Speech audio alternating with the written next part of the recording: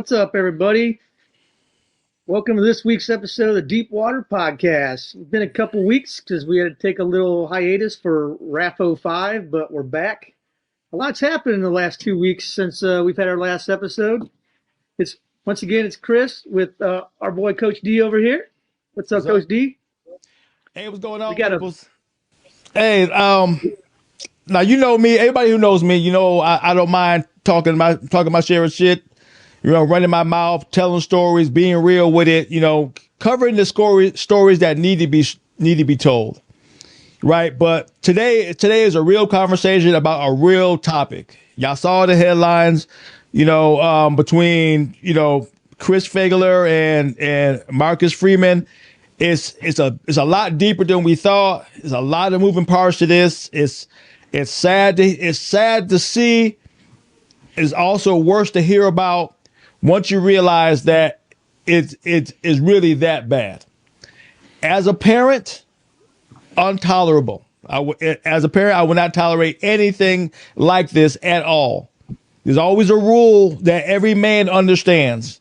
You don't mess with women, you don't mess with kids, right? If this is what you're going to do, if this is how you're going to conduct yourself, you don't need to be around kids. You don't need to be in a situation. As a parent, it's absolutely unacceptable. So we're going to get into a story and we're going to break some things down to you that is hard to hear and you're not going to believe. But once we walk you through it, you have no choice but to believe it. Right. As a parent, as a coach, you're right. There's certain things that need to be done and we're going to walk you through it from start to finish so that you have a complete understanding. If you got to make a comment. If you know what's going on and you want to say your 2 cents, by all means do so. But once you go live, once you put it in the chat, is there live? We got to go with it. So if you want to be anonymous, that's fine. You just want to listen, fine. But if you got something to say, go ahead and type it in the chat. We'll respond to it the best of our ability. We're only going on what we know or what we're kind of positive that we've heard about. Right. We're going to keep it to what's on social media. Right. And just keep going where it's going to go. And we'll see how it all ends. But we ain't going to stop till we get it all out. So before we get started, I want you to listen to this. And we're going to start from there and talk about what this is all about. So pay attention and listen in. I want to commend the journalists who handled their reporting with integrity. I know many of you in this room were aware of the situation as it was unfolding, and I appreciate your patience and not rushing to report without having all the facts and information. It is also important to me to express my extreme disappointment with one particular local media outlet and a reporter who I believe chose to do the opposite. Had they handled themselves more professionally and waited for more facts to become available, this would not have become a sensationalized story making national headlines. Because they chose not to do so, my family and I have been dragged through the mud unnecessarily with clickbait headlines. So just so we're clear, he's talking about Austin Huff from the South Bend Tribune. If anyone's wondering who he's talking about, that's who he's talking about. And I read that article, and that article is absolute trash. So he's more than justified in being upset about that article.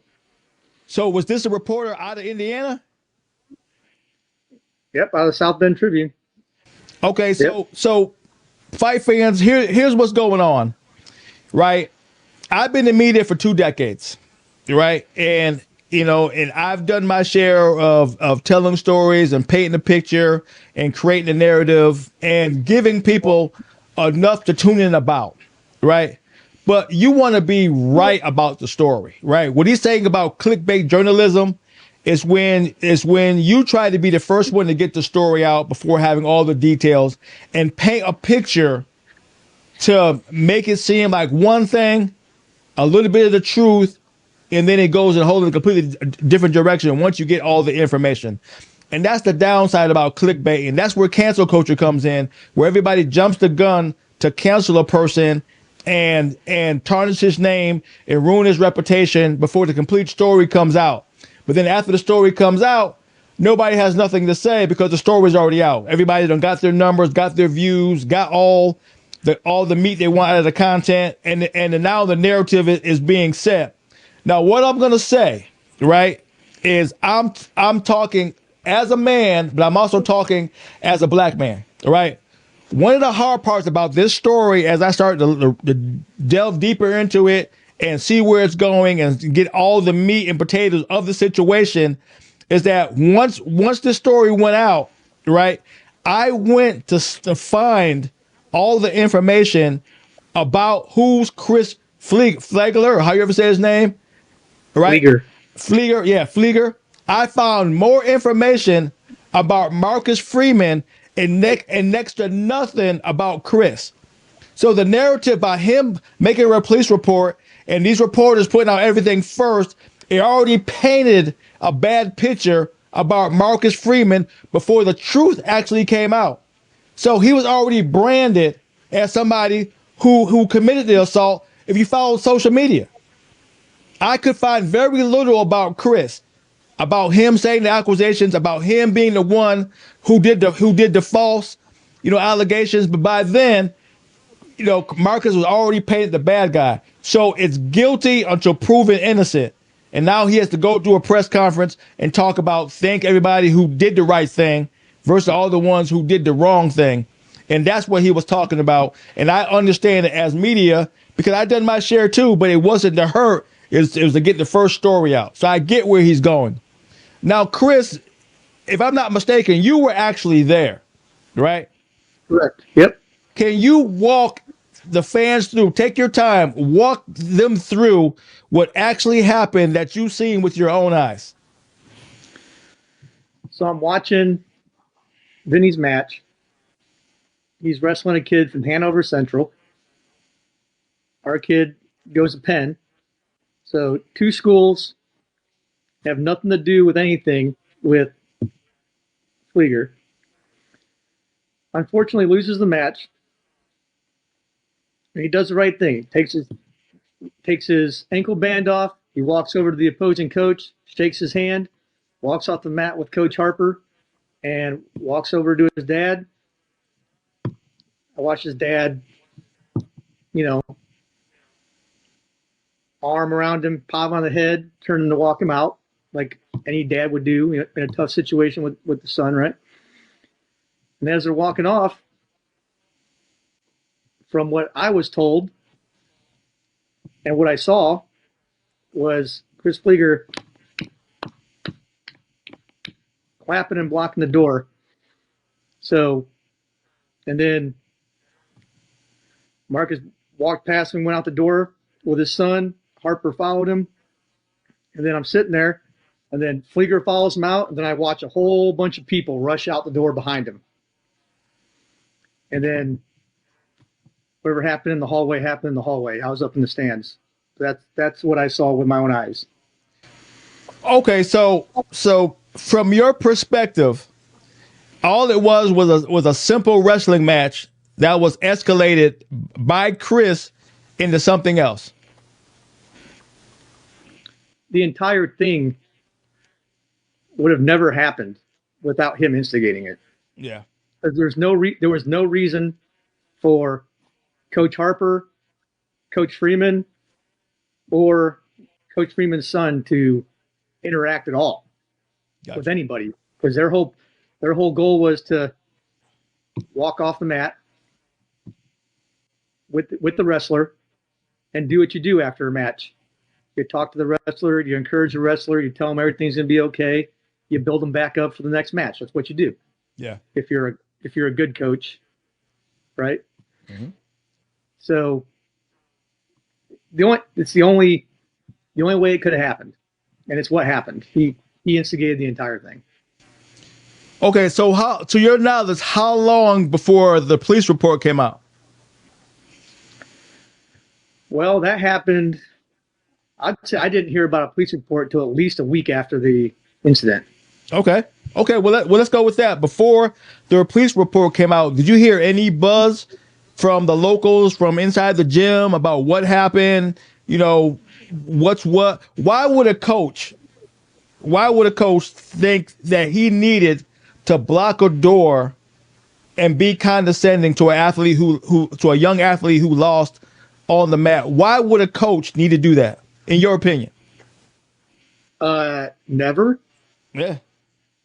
There's literally, I've coached in my life. I've been a wrestling dad most of my life, my adult life. I have never once in either capacity felt like it was ever appropriate or even crossed my mind to go, you know what? I'm going to go and confront this kid. I'm going to, like ever. Like there's never, ever, it's never appropriate no matter what, ever. I don't know a better way to say it. It's 0% of the time is that acceptable or even should even be crossed anyone's mind ever. Yeah. Now, of course, I'm not there, so I can only ask you questions because it happened in Indiana at a wrestling event you were at. So, to your knowledge, was there any beef between Chris and Marcus before this? Yes. Oh, okay. Well, that's different. Oh, Well, okay, that's I would. different. Okay, so let's. I would. Let me hold on. Let me try to be more specific. Okay. I will say that there was beef on the wrestling side between Freeman's family and Chris. All right, Chris froze for a quick second. So, I, all right, he's back. All right, repeat I yourself. don't know. I don't know how much it was directly between Marcus himself and Chris before this moment, but there was already other things between the rest of his family because of the fact one, his son goes to Penn High School, wrestles for Coach Harper, and there's already a bunch of beef between Coach Harper and Chris Fleeger from way in the past. Okay. And like the police report says, like what's written down in the police report, Fleeger tries to recruit Vinny from Penn High School to New Prairie, and they straight up tell him, no, we're staying at Penn. And that's always causes problems too. So there's a bunch of things that led up to it. It wasn't just like it wasn't just like a one-off. He just felt like doing it that day for no reason whatsoever. Okay, so let's go with the recruiting for a second. Like I said, that's news to me. So the way I know coaching, you can't flat out recruit somebody from another school. I mean, they're high schools. It's not like they're colleges, but normally there's a etiquette to these things to keep confrontation and conflicts down. That you just don't flat out recruit another kid. If a kid shows up at your school, your parents show up at their school, that's one thing. But to openly recruit is technically a no-no. Am I correct? Not technically. It's a blatant violation of the IHSA rules. Okay. So out the it's gate. It's not technical. There's nothing technical about it. Okay. So out the gate, Chris was already creating a bad environment for wrestling based off his actions before the confrontation in the event. Correct. Okay. So now we're at the event. He blocks the door, make hand gestures to a child, Marcus has to sidestep to get away from the situation. It becomes a thing. Did you hear any of the families or any in the crowd say anything else up to this point? No. After that, we just kind of went back to watching wrestling. It's a big. I mean, it was outside. It was getting handled. It's a huge wrestling tournament, a super tough, super important one, and everyone kind of just went back to watching wrestling for the most part. There wasn't too much it wasn't like everyone's like, oh, this guy did this and this guy did that. It was just people asking what happened, but it wasn't. It kind of went away as the wrestling continued. You know what I mean? That day. Okay, so everyone kind of got back locked in. So the tournament wasn't over. So absolutely not. Chris was still supposed to be coaching other wrestlers. All right, Chris froze again, so give him a second. So Chris was still had to coach other wrestlers. Yes. So he decided to cause a conflict with a wrestler and his dad, even though he had a job to do currently. Yep. Okay. As two grown men, how does that make any sense? Walk me through how that makes any sense, any Well, rational sense at all. I'm gonna tell you this. Marcus is a better man than I am. I'll tell you that right now Yeah. because I'm going to jail, bro. I'm I'm going to jail. There's no ifs ands and buts about it in that situation. You know what I mean? Yeah. Like, so first of all, um, his ability to restrain himself and protect his son at the same time, I was I don't know if I could. I don't know if I could do both. You know what I mean? Well, now that I know who he is, he's actually a, you know, a great guy for doing what he had to do to protect his family, protect the situation, protect who he is. Because I know who he is now. I didn't know when I first started reading the article and getting more into it. I mean, his position, you know, to be in that position, to have opportunity for that position, you know, as a black man, you know, I commend him because we are who we are. We some scrappers now. You know, when things get out of hand and you come near my kid, we got to do something to you. You know, I'm like saying, you know, but then again, you know, we have to deal with the ramifications after the fact that he was holding it together. You know, I commend him. You know, I don't know if I would have done it, but I commend him. And now that we read the articles and we see all the stuff that go with it, and we just saw the video he posted, he had to go in a public forum at Notre Dame and talk about a situation that him and his family is going through. To think this situation put him in the spotlight that he wasn't looking to be a part of, that he didn't want his Nope. son to be a part of, he didn't want his wife to be a part of, and now Look, he his was name is everywhere for the wrong reasons. look. He was just doing. He was just doing what I was doing that day.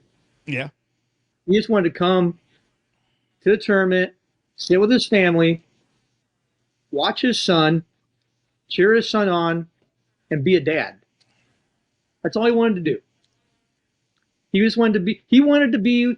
He wanted to be able to do what I'm able to do every single weekend and just show up, sit down, and watch my son. And get Chris a second. He'll be right back. Well, like I said, here's the hard part is that for that week before the investigation, before the rest of the report came out, before anybody knew anything, he had an assault allegation on his name for well, at least a battery. week. Let's say battery to be accurate. Yeah, a battery, right? But it's still guilty to proven innocent. So now everybody gets to make up their mind on what kind of guy this guy is, right? Is he a bad guy? Does he hurt people? Blah, blah, blah, blah, blah, before we know the truth. That's what Chris I was trying to do, in my opinion. Yep. And I will say this. I followed this very closely, and I will say that the comments I saw on social media were overwhelmingly in Marcus's favor, Yeah. and that what Chris was trying to do um, did not work. I'm not gonna say Everyone, that. I'm well, not gonna say that. I'm going to say this: Go ahead. people were absolutely like, that's not who this guy is, like, and giving, like, this is not who Marcus is, and we're giving him the benefit of the doubt more, way more often than they were assuming he was guilty in the comments. In the comments Yeah. of the posts I saw, I'm not saying I saw every post, but the ones I saw, because I was trying to get a feel for how this was going. So I was looking at every post I could and all the comments I could see because I wanted to see what this was doing, and I got the opinion of most people assumed the charges were BS. Well, yes and no. Okay. The reason why I'm saying yes and no is yes, I saw a lot of comments too, and nothing but positive, of Marcus and who he is as a coach and blah, blah, blah, blah, blah. This possibly can't be true.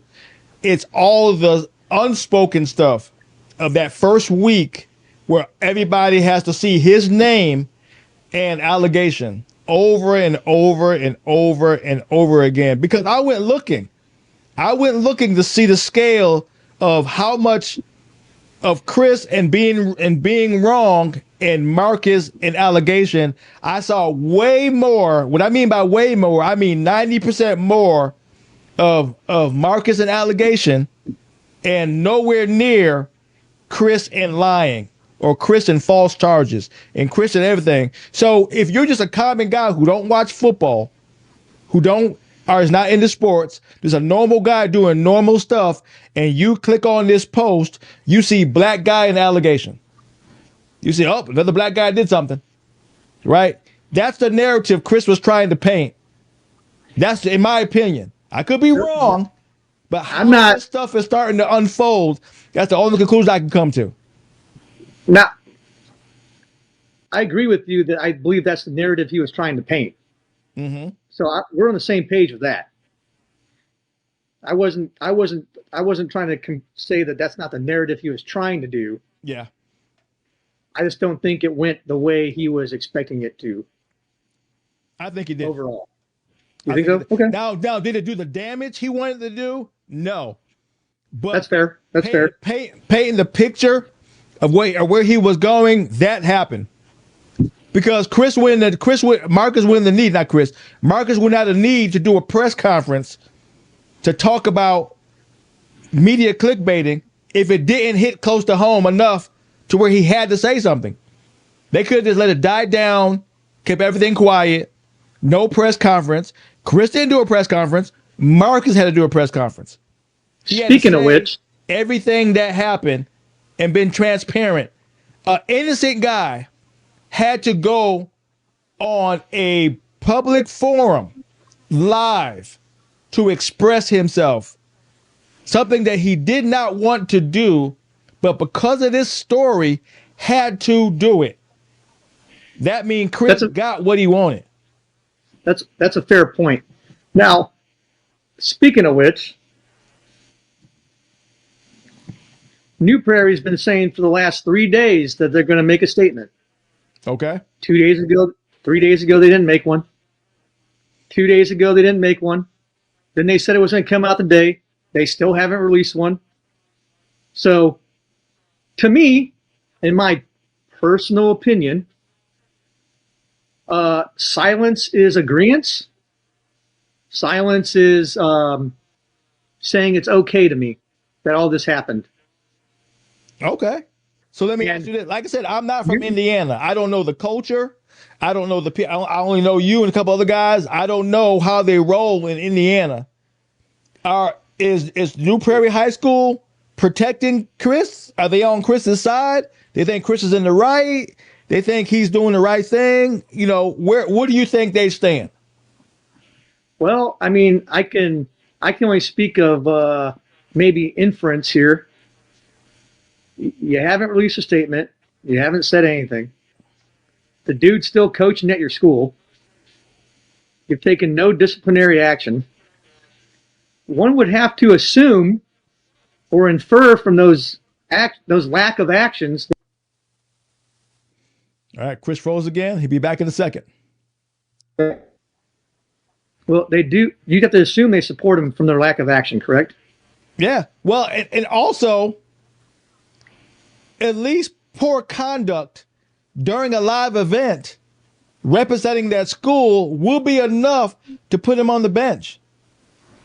He caused a national incident at a wrestling tournament with kids there. That alone should have put you on the sidelines. Goes, hey, you are suspended for a couple of days. We don't want to hear from you. We don't want you to see. Your face is already out there in the negative representing our school. We don't want that. Please sit your ass down. Okay, that did not happen. Yep. They're acting like he didn't do anything wrong.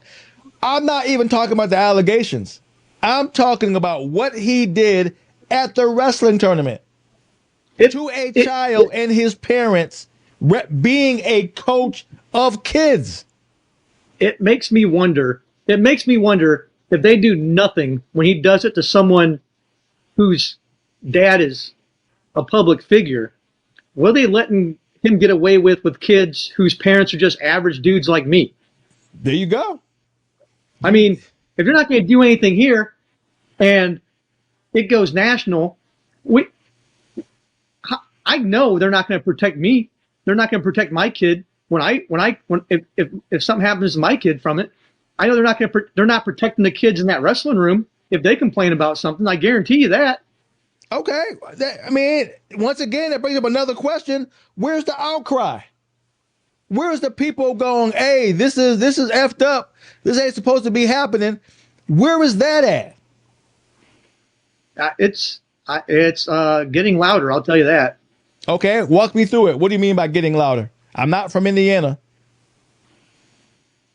I mean, from what I've seen and been told, there's definitely things being brought to the IHSAA for them to review and investigate. So Okay, who's that? Who's that? Who's IST? Whatever you said. Who's that? that's the Indiana High School Athletic Association. They run all of the sports in the state, high school sports in the state of Indiana. They're like the NCAA for Indiana. Okay, so let's go with that. Okay, where was their comments on what happened at the event? Aren't they supposed to go? This was happening. This is what happened. Aren't they supposed to get us up to date on what happened at the event? We're not talking about what he did after the event. I want to know what happened at the event. Why was that not happening? Why did that not come out from their side, not from the news, from their side? I don't know. Froze again. Give him a second. I don't know what the IHSA's policy is to handle stuff like that. I do know that they are in contact and that they took some of the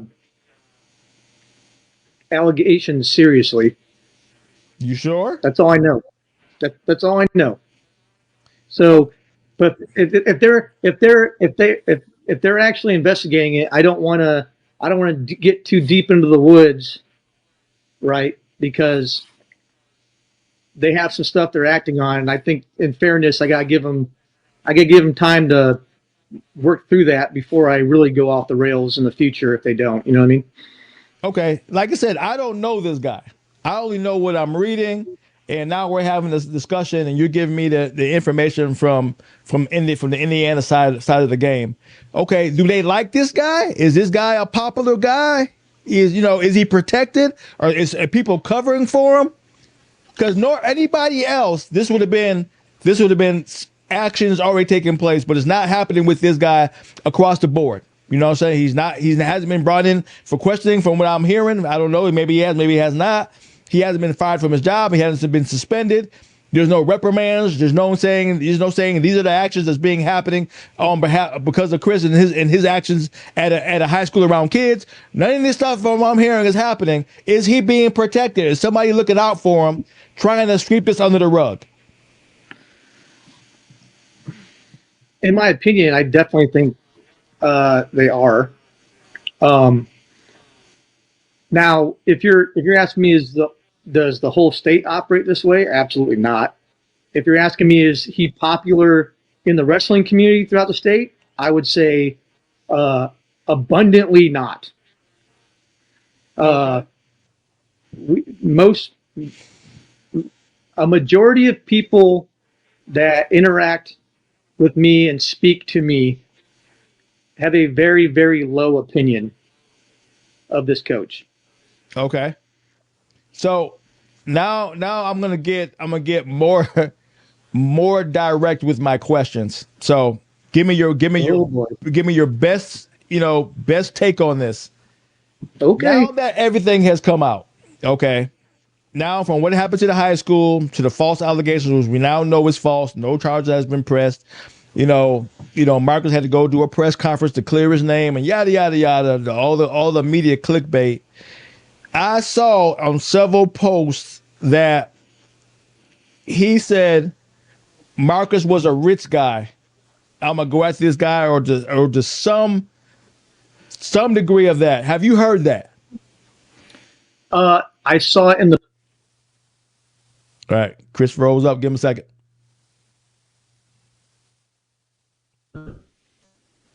Dang it, man! I don't know what's going on right now. I saw it in the police report. The police report says it.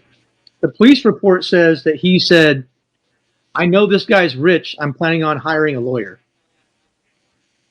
Like, okay. It's in the police report. There's no ifs, ands, buts. There's no friggin' like speculation. Like, he said that. So this is two guys talking about how this appears. Do you think he was trying to find a way to low key, extort Marcus and his family? So speaking as Chris, and I'm talking to you as Darren, as two dudes just BSing over a beer in the garage or something, right? I would say it kind of feels like it. Like, why would you even bring up the fact he's rich? Yeah. Like, either he battered you or he didn't. How much money he has should be irrelevant. And to be fair, like, why call the cops? If someone batters you, batter them back and move on with your life. Like, what are we doing right now? And there you go. You made the perfect point. Men don't do this. Okay? Men don't put kids in harm's way. We don't do that. Right? We don't go our way to put kids in harm's way. We don't confront a child in front of their dad unless you're trying to make something happen. Number one. All right.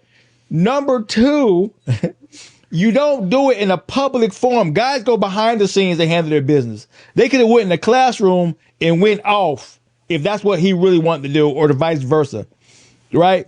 Then you come to find out the next day or whenever it happened, it was allegation charges on the son's dad. Guys don't call the cops. We bang it out. We don't call the cops. There ain't no guns there. It was nothing that we had to worry about. It was two guys. And Indiana has a mutual combatants law. Both of you agree to fight. There's no charges as long as you don't use weapons. As long as you use your hands, there's no charges. No. As long as you both agree to it, there's no charges that can be filed. And plus, if you're going to be the one that instigates, you better not be the one filing a police report, dude. Yeah, that's it. Brother, you look weak. You look weak. You see, none of it's making any sense. Okay, we're talking about a coach. We're not. Excuse me, Chris froze up for a second. So we're talking about a coach who's supposed to live by a certain standard. Okay, we're supposed to be above our petty grievances because we have to protect, look out, mentor, teach, and coach kids to be good people in society on top of being wrestlers. So why would you let kids see you act and conduct yourself in this way? You just wouldn't do it. It doesn't make any sense that a coach would act this way. It's the culture, dude. It's the culture. Must be. At least it's the culture over there, I guess. Apparently, because they didn't get rid of them. Yeah. They didn't say nothing, right? Yeah. They must approve of that culture over there. First of all, nobody. That's the only thing I can take from it, right? Yeah. No higher ups are saying anything. He still got his job. We're forced to do something about it, so we can't mind our business because we're in the sport that we're talking about. My kids are grown and gone. You have kids who wrestle in that community. Chad had kids who wrestled in that community. right? What parent will risk their kid after this situation? Well, I mean, on top of it, dude, like you said, I'm in this community. You think I want to be sitting here talking about this, doing this? What, you know, I want to be able to just go watch a tournament, mind my business, watch my son wrestle, enjoy being a dad. But no, because nobody can do their jobs,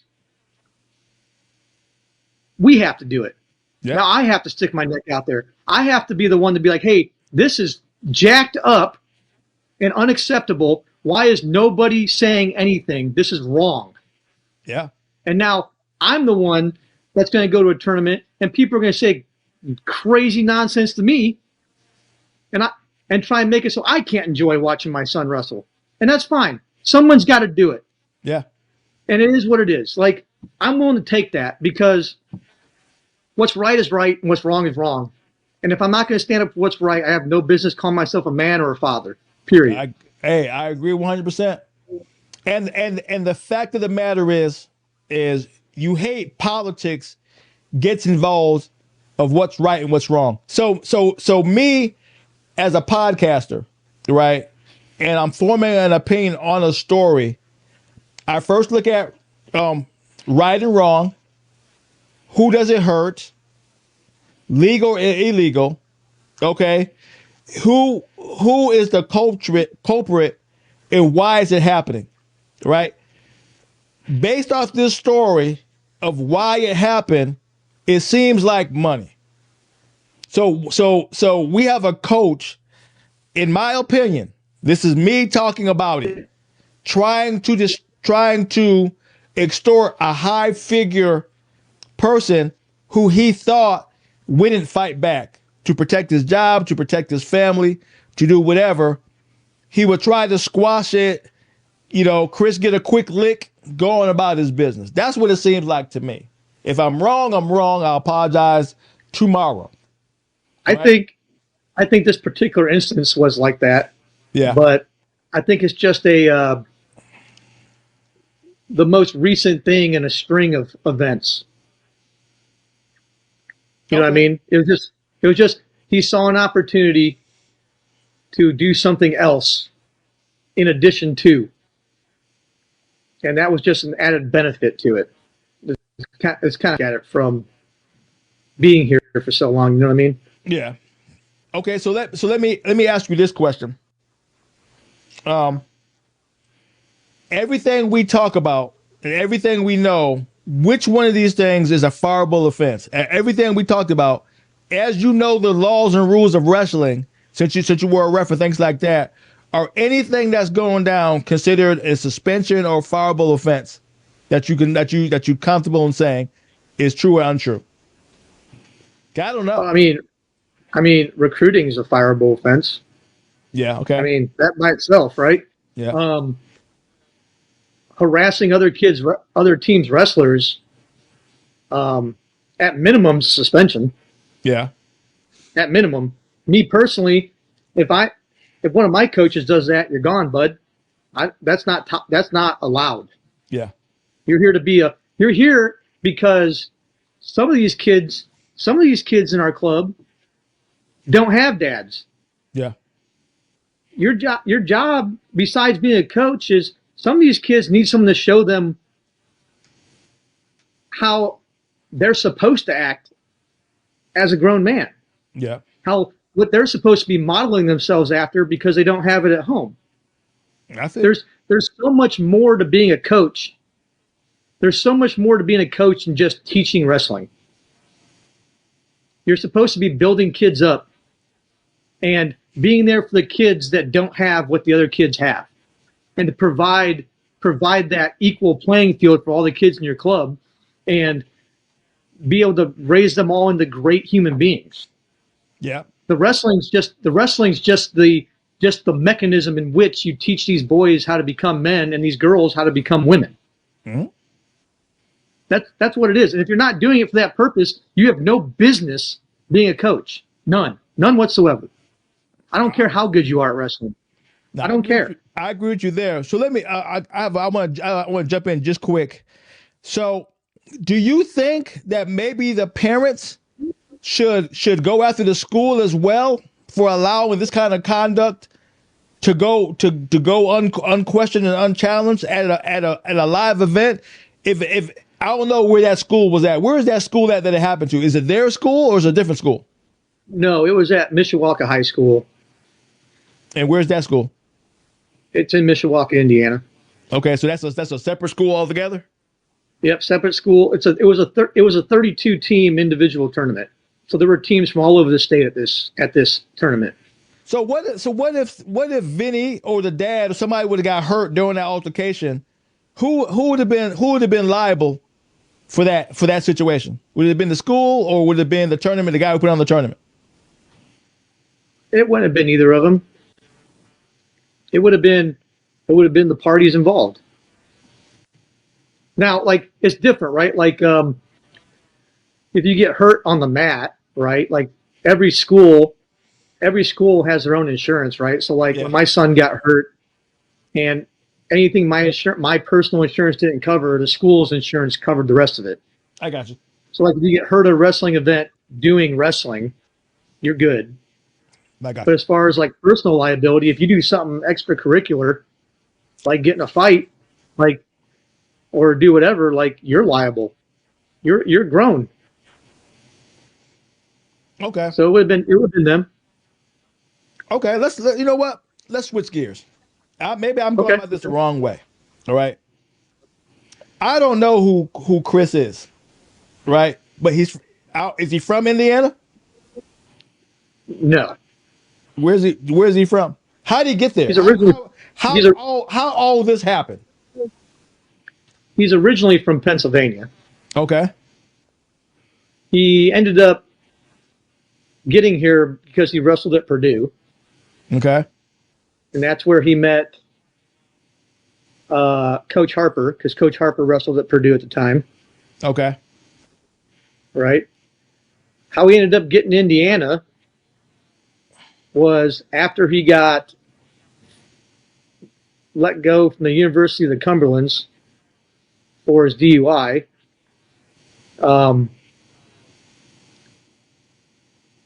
Harper brought him up here to help him get back on his feet. Oh. And okay, y'all know this guy. Yeah, he ain't just somebody that coached and you just know the name. You know this guy. Helped him start his club, supported him starting his club, and then they had a falling out from there, and that's kind of how we're at where we're at now. Okay, hold on. Okay. Okay, so let's be honest. I mean, is he a good guy or a bad guy? If this is this situation that just happens and shit like shit happens, or what kind of guy is this guy? I mean, I know Chad well enough. Chad or Brad? Which one? Chad. This one was Chad. Okay, I know Chad well enough that he's a good dude. He's not gonna, ruffle no feathers, make no waves. You know what I'm saying? Well, I got a way to answer your question. Is he a good guy or a bad guy? I got a way to answer your question. Okay. Hey, chat. Tell us. You guys tell us. Good guy or bad guy? Yeah, I don't know this guy, so I'm trying to throw piece it in together there. based on what I'm reeling. Just watch the chat. Okay. He said he's a known villain in Indiana. Villain. Wow. Yeah, wow. Come on, chat. This is where I need your input here, chat. This is for you guys to tell me what your opinion is. Atrocious guy. Bad doesn't even explain it. Okay, this is the chat, people. Understand this. This is the chat talking about it, calling him evil. Now, I'm doing it because what I'm reading seems to be the wrong things to do, right? As a coach, you should never do these things. So my personal, as a dad and as a coach, he's doing bad stuff, okay, that he shouldn't be doing. And false allegations on a black man, to me, is wrong. Trying to ruin his career, trying to ruin his name, trying to tarnish his family, all that to me is wrong, okay? But now I'm looking in the chat. He's saying evil, brainwashes kids, is a turd. He's the devil live. What? Okay. He shouldn't Yeah, be they said the around devil children. lives in this man. This is what the chat is saying. So the chat knows this guy well enough to. We don't call names like that. We talk shit, but we don't call people's names like this unless we have enough of an information, an emotional connection to a situation to go, this guy is evil. Do you understand when you use words like evil shouldn't be around kids? This is the chat saying this, right? And like I said, people who know me, I'm not gonna put nothing on somebody who don't need to be getting it, right? Right? Like I said, I'll prepare to apologize live if I make mistakes. But the chat is saying this. The chat has a better understanding than I do, and they're calling this guy evil. Is this the guy that you want around your kids?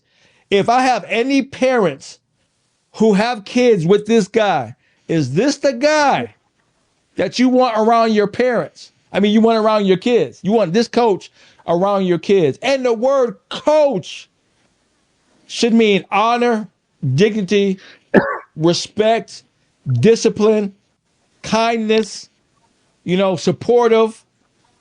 You know what I'm saying? God, you or somebody you would bring over to have lunch with, that you would show up to support. Come to find out, he ain't none of these things according to the chat. And then Well, here's Krista said, the Harpers backed him up and all this kind of good stuff, helped him out of the jam and whatnot, and it's got like this. I don't understand it. I didn't even know that the Harpers was there at the tournament that we're talking about. yeah. I mean, here's the problem, right? People, you get drunk on winning, right? Yeah. So like, if your kid's winning, it's really easy to ignore everything else because if you're good and you're winning, he's probably treating you pretty good, right? Yeah. If you're not, though, there's no guarantees he's treating you the same, right? Yeah. I hear you. So I bet you, well, I wouldn't even say I bet you. From what I've heard and from what people have told me, there's a distinct difference between the way the good wrestler's parents perceive him and the average wrestler's parents perceive him. Okay, walk me through that. I hear the words and I know what they mean, but walk me through what you mean when you say that. From To your from knowledge. from what I can tell from what people have told me that are in the program, it's if you're winning and you're doing your thing, you get treated very, very well. If you're just one of the kids, you don't win very much, right? Or you lose, you get treated very, very badly. So if you can't win, you get ostracized. Is that what you're telling me? From what I've been told, it sure feels like that's what happens. Okay, Chris, come on. All right. I don't understand how this guy get here. How this guy get here around kids. If what you're saying is even halfway true, when I was hanging out with Micah and doing the wrestling circuit, right? The amount of paperwork I had to fill out and the background checks, all that kind of good stuff that had to happen for me to go to Super 32 and all these other events where all these kids were, all that kind of good stuff. I had to fill out all these kind of paperwork to prove that I wasn't some kind of monster that, that harms kids. How this guy who's doing what you said got this far to be around kids. Explain that to me. I ask myself the same question every day, dude. I don't understand it. I don't. The problem is he's not the only one. Okay. There's probably wrestlers like this. There's probably wrestling coaches like this all over the country that fall through the cracks. Okay. Well, no, yeah, And I get that. I get that. and believe me, I would love to expose every one of them too, because they have no business.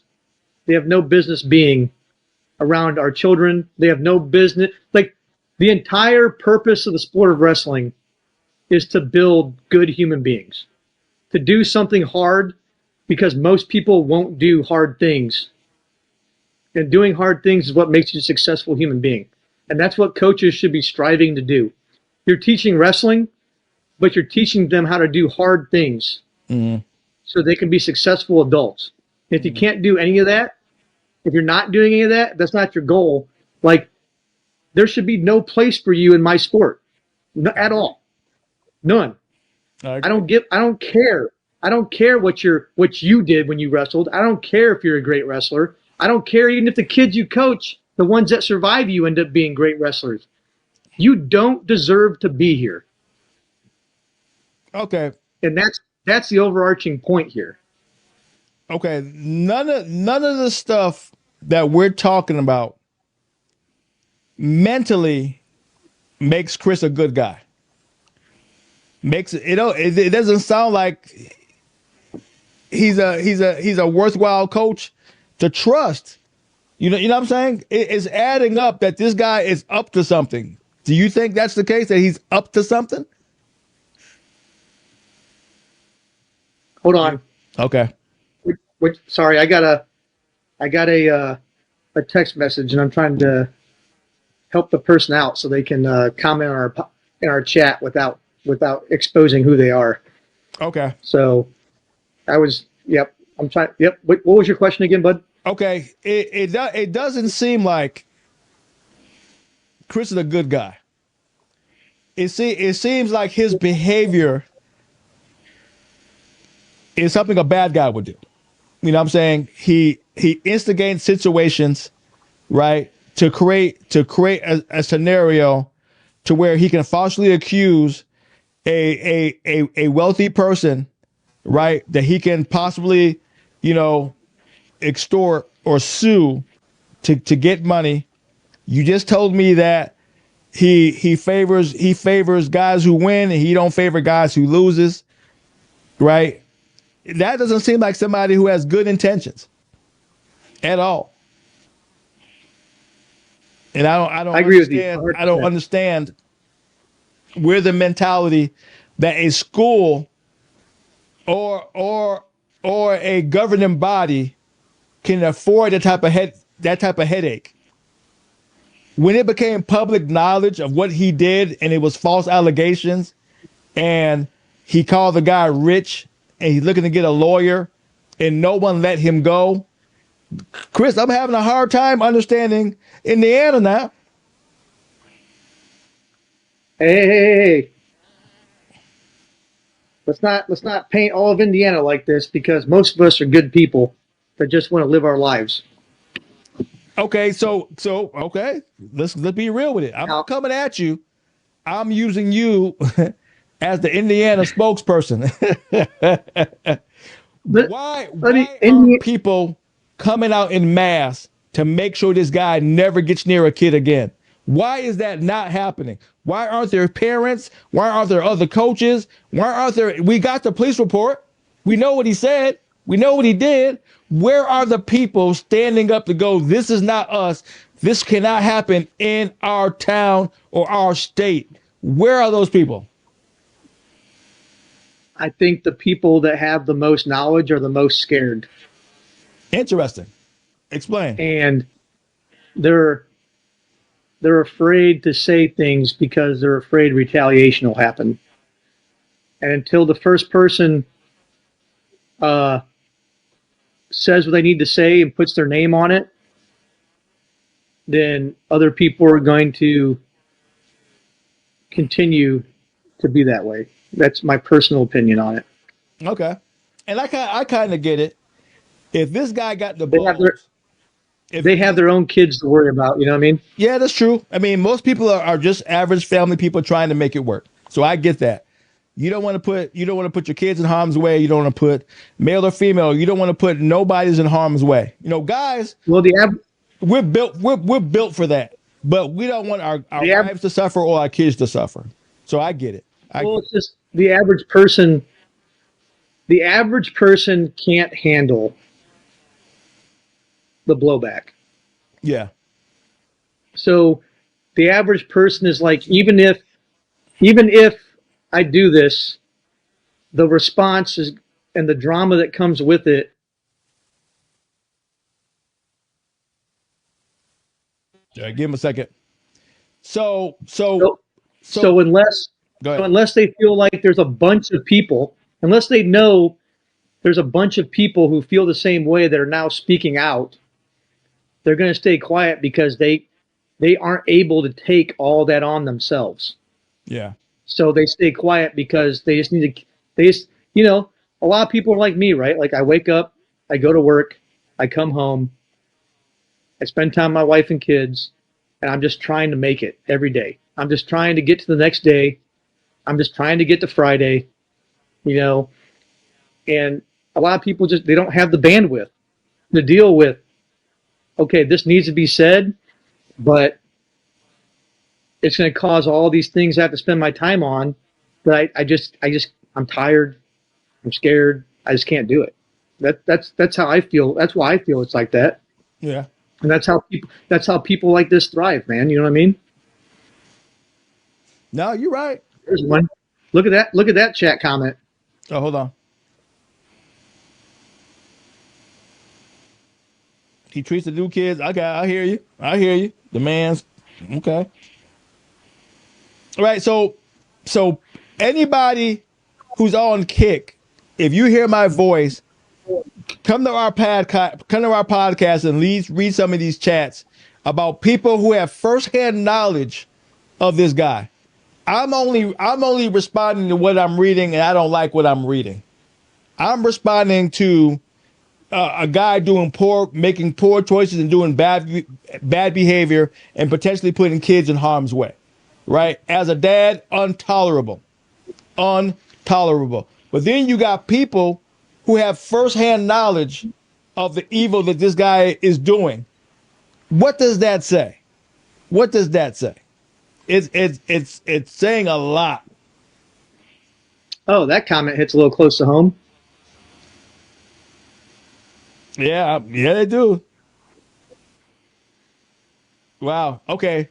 The chat's in the know. I need to put the chat on here. They know more than I do.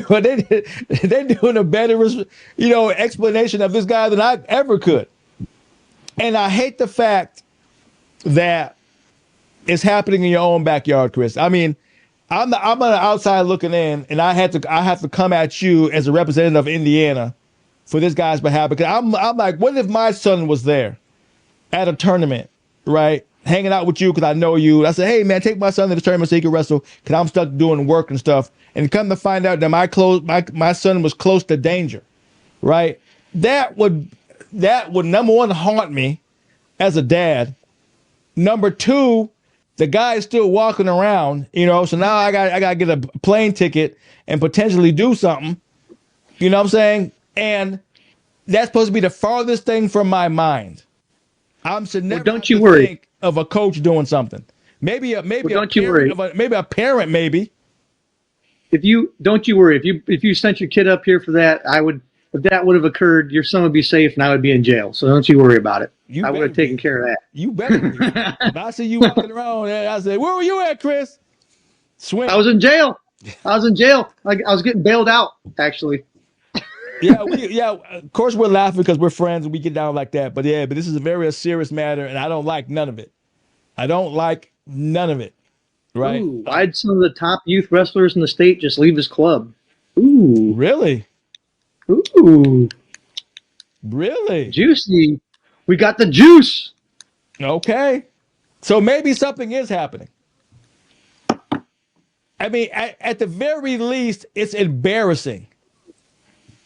Everybody should be embarrassed that a coach from a local high school that deals with kids attacked a person that everybody seems to love. Because now we know it's a lie, and now we definitely can call it an attack. Because it was a false allegation, and it seems like it was a setup. They're dropping names, bro. Really? Of kids who left. Really? One of those kids committed to Penn State, bro. Wow. Ooh, doggy. Okay. Well, hey, appreciate that, guys. Thanks for keeping us in the know. But okay, so let's continue. Let's continue this conversation. So Chad tried to do him a solid to help the guy out. Was he working with Chad at his club, or he just, what? That's how it started out. Yeah. So he was actually a coach at Chad's gym. Yep. And then specifically to coach the elite kids. Okay. Because, a good leader doesn't want to waste talent, correct? You put your coaches where they're the strongest suited to coach, right? Okay. And then COVID happened. So Chad couldn't run the club out of Penn High School. So he tried to find, while he was working on a place around here to get his club going, they got one going out in New Carlisle. Okay. And then Chad got his going. And he was like, all right, bro, bring the kids back. Let's go. Let's get back to coaching. And he was like, we're not coming back. Oh, so Chris did him a solid. Here, take my kids, keep them busy while I work on this. So Chris took the kids and kept them. Facts. What? Okay, once again, this is not what men do. This is not what men do. Especially if you've broken bread. Exactly. He wasn't a stranger. If you've been in my house, if I have let you into my home where my wife and children are as a grown man, that's a level of trust that I do not bestow upon the average human being. Yeah. So if I have let you do that, and then you still screw me, which that has happened to me since I've been here by someone who's also in his club now, which is why you're dead to me. But that is just not what men do. Okay. It's weak, it's soft, it's embarrassing. And it tells your true character when you screw the people over that have let you into their home. So I hate to say words like this when you're talking about men, right? Was he a con artist from the get-go? You guys just didn't see it, or what? Opportunist? What is it? I feel like, Chad's a good dude, and he hates to see people fail, and he tries to help people that, honestly, sometimes, if against better judgment, you probably shouldn't help. Yeah. And, people take advantage of people like that. And it's just a sad part of life, but it's what happens. And my personal feelings on her, I kind of feel like that's what happened. All right. And think about this. I'm gonna add on to that. And that's the damage he has done when it comes to Marcus Freeman. Now Marcus Freeman has to keep his distance. He just can't show up to people's houses anymore. He can't go hang out in public areas. He can't do none of this stuff. He don't feel like the questions. He don't feel like the side eyes. He don't feel like people, just looking at him different, right? He has to keep his distance to protect his family. Does Vinny still want to wrestle in Indiana?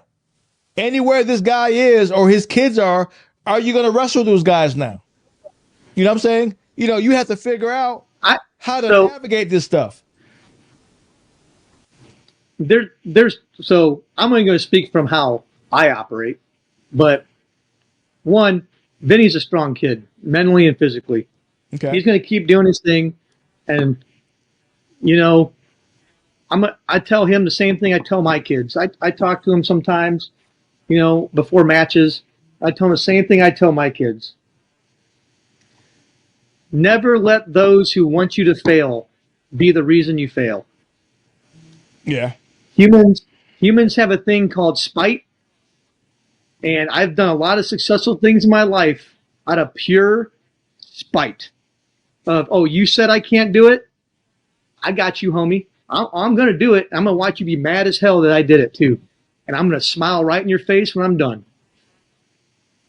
And that's how you got to be. And if I was Marcus, I'll tell you what, next weekend, I would plop my ass down right in the middle of all of our parents and anyone and just be like, look, I'm here. Do something. I'm watching my boy. I'm hanging out. I ain't scared of nobody. I ain't scared of you. I'm going to keep being a dad. Stay on my face. Yeah.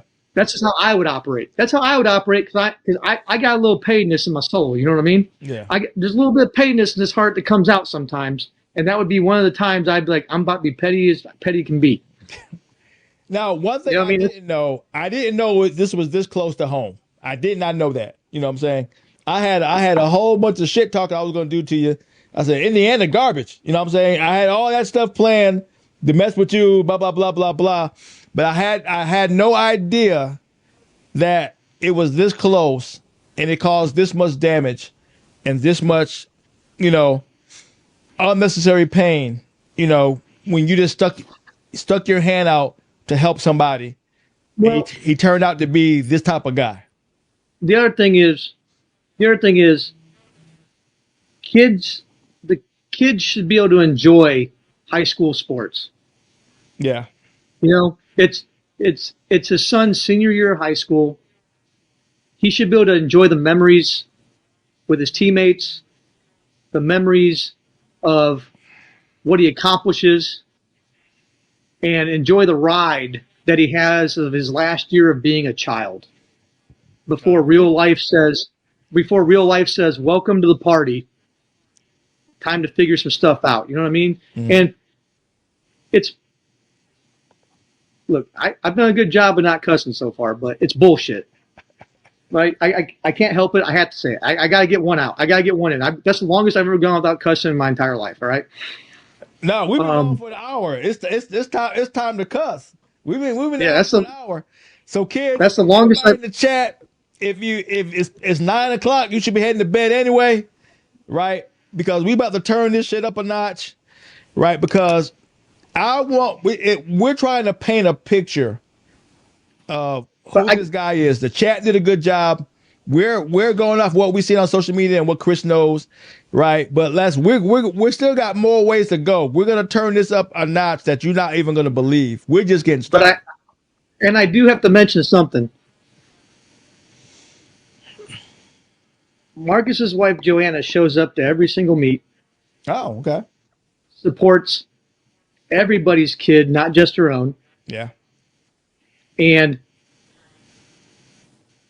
bro, I tell you what, if she's on your side, you're gonna have a good time. If she's not, you done messed up, Aaron. Okay. That is a very, very strong Italian woman. And you know how Italian women are with their children. Okay. You know what I mean? Yeah. They're a very aggressive. You know, my mom's very aggressive with me too. If someone messes with me, my mom's ready to fight. And and Marcus's wife is no different. I mean, it's just a flat out no. We're not supposed to. I mean, this is the world we live. We're in America. This is the world we live in. Anything is possible. But I'm not big on safe space kind of saying. But the wrestling mat is supposed to, and the wrestling community is supposed to be sacred. We're not supposed to. We're supposed to have everybody's back. It's supposed to be a community that we can respect and we're happy to be a part of. We never want to think I don't want to be there anymore. I mean, if you getting your butt handled on the mat, that's one thing. But we never should have to worry about this is an uncomfortable space for me to be in because of a coach. That's not what's supposed to happen. Kids should never quit the sport because of the way their coach acts. Agreed. Like there's nothing that upsets me more than seeing a kid who's just doing it for the love of the game. Maybe they're not very good, but they show up every single day. They bust their ass, and they just want to be a part of a team. And you know what? I was a small dude growing up, dude. Like there were sports I couldn't play because I was too small. Small growing up? Bitch, you still small. I'm just saying, in high school, I was 115 pounds going into high school, dude. Like, how many sports could I play? You know what I mean? Yeah. And wrestling was the one sport I could do. And for once in my life, me being small didn't affect that. It didn't affect how good I was, how much I could contribute to the team. It allowed me. It allowed the self-confidence. It allowed me to gain the self-confidence that I never had before I started doing it, because I had a coach who encouraged me and allowed me to build my skills and to participate. Well, I'm looking at it a bit different. I'm looking at it as a parent, right? That I think I'm leaving my kid in good hands. And a coach could be psychologically or physically damaging my kid, or setting my kid up to get hurt, or setting my kid up to fail, or manipulating my kid to think in a way that I don't teach him. These are the things that it should never enter my mind. Every parent who has a kid with this guy should be now worrying about what could be possibly happening. You know what Let me give you a dichotomy here, right? Okay. My son's coach, Brad Harper. Mm-hmm. Every summer, he does this thing called the ranch camp. Mm-hmm. I send my son over there for a whole weekend with 40, 50 other kids. And they practice in his pole barn back there. Okay. But you know what they do every night? They sleep in tents outside. And you know what Coach Harper does for the whole weekend? They don't get their cell phones for the whole weekend. So I trust, as a father, I trust Coach Harper so much that he can have my kid camping out in a tent for 2 nights in his backyard without a cell phone, and I know he's going to be perfectly safe. All right, people. You see the color of my skin? I'm not going to no camp where I'm sleeping in a tent. That's out. You may be able to get my cell phone, but I'm not camping at all. But you get the point, right? I get the point. I get the point. Like that's a level of trust that is earned through action. Yeah. Through consistently doing the right thing and consistently having the kid's best interests at heart at all times, and proving it over and over and over and over. No, the chat is saying the camp is legit. The camp is some of the best experience happened at camp. Well, that's cool. I ain't doing it, but that's cool. You get where I'm going. A coach is supposed to be, the next, like you said, the closest thing to a father, right? Mm-hmm. And I still call my wrestling coach. I still talk to my wrestling coach. Me too. I mean, one of my best friends, and I'm grown now. Mm-hmm. You know what I'm saying? To abuse something that sacred is, it's unimaginable. It's something that to never happen, right? But here we are. And now we got to figure out a way for this guy to get dealt with. Dude, buddy, I'm getting text messages. You got it too. I'm getting text messages right now talking about people's experiences at New Prairie. Wow, yeah, I'm seeing it now. Hey, fight fans, That's oh, this is getting real. Okay, before we were just giving you our 2 cents on what we seeing and what we believe to be happening. Our opinion and what we know and what we read, what we seeing. But now we're getting people's personal experiences telling us what's been going down. Now, if these guys want us to read what they're sending us, we can. It's up to them. We can go ahead and start telling you some of these stories that you simply will not believe. You think it came out of a movie. You think it came out of something. It came out of a movie. I have some that people want me to read, and I have some that people don't. And I want everybody to know out there, if you don't have anywhere else to go to tell it, all you got to do is PM us. Either you can send it to the Deep Water Podcast Show on Facebook, Instagram, any social media, and tell your story. And if you want me to read it, I'll read them every single week on this podcast. Yep. I'll start off the podcast every Thursday and read your story. If you want me to compile them so I can, and we can send them to who needs to see them, and you want to stay and remember, if you want to be anonymous, I'll keep you anonymous. If you want to put your name to it, I'll put your name to it. It's whatever you want, because that's what this is about. It's about what's the truth. Yeah. I just want to know what the truth is. Yep. This is not a witch hunt. This is not a vendetta. This is what's the truth. If what's being said is true, then it needs to be taken care of. Period. Point blank. I don't even care if it was my son's own coach. I would be saying the same thing, because the kids are what make the sport, and the kids are the only people on planet Earth that get protected there is no reason required. Yep. And this sport is the greatest vehicle on planet Earth to teach these children how to be great human beings and productive members of society. Yep. Kids are simply off limits. Period. So if the things I'm hearing are true, this needs to be nipped in the ass immediately. And I'm done pretending. I'm done pretending nothing. I'm done pretending that absolutely nothing. You know what they say? Where there's smoke, there's probably fire, right? Yeah. And I'm seeing a lot of smoke. So that must mean there's a fire. It is what it is. Yep. And I'm looking at it. I'm more simplistic in my approach, because I do have a temper. If it gets out of hand, it's a thing, right? I'm just going to the facts of what's written and proven to be true.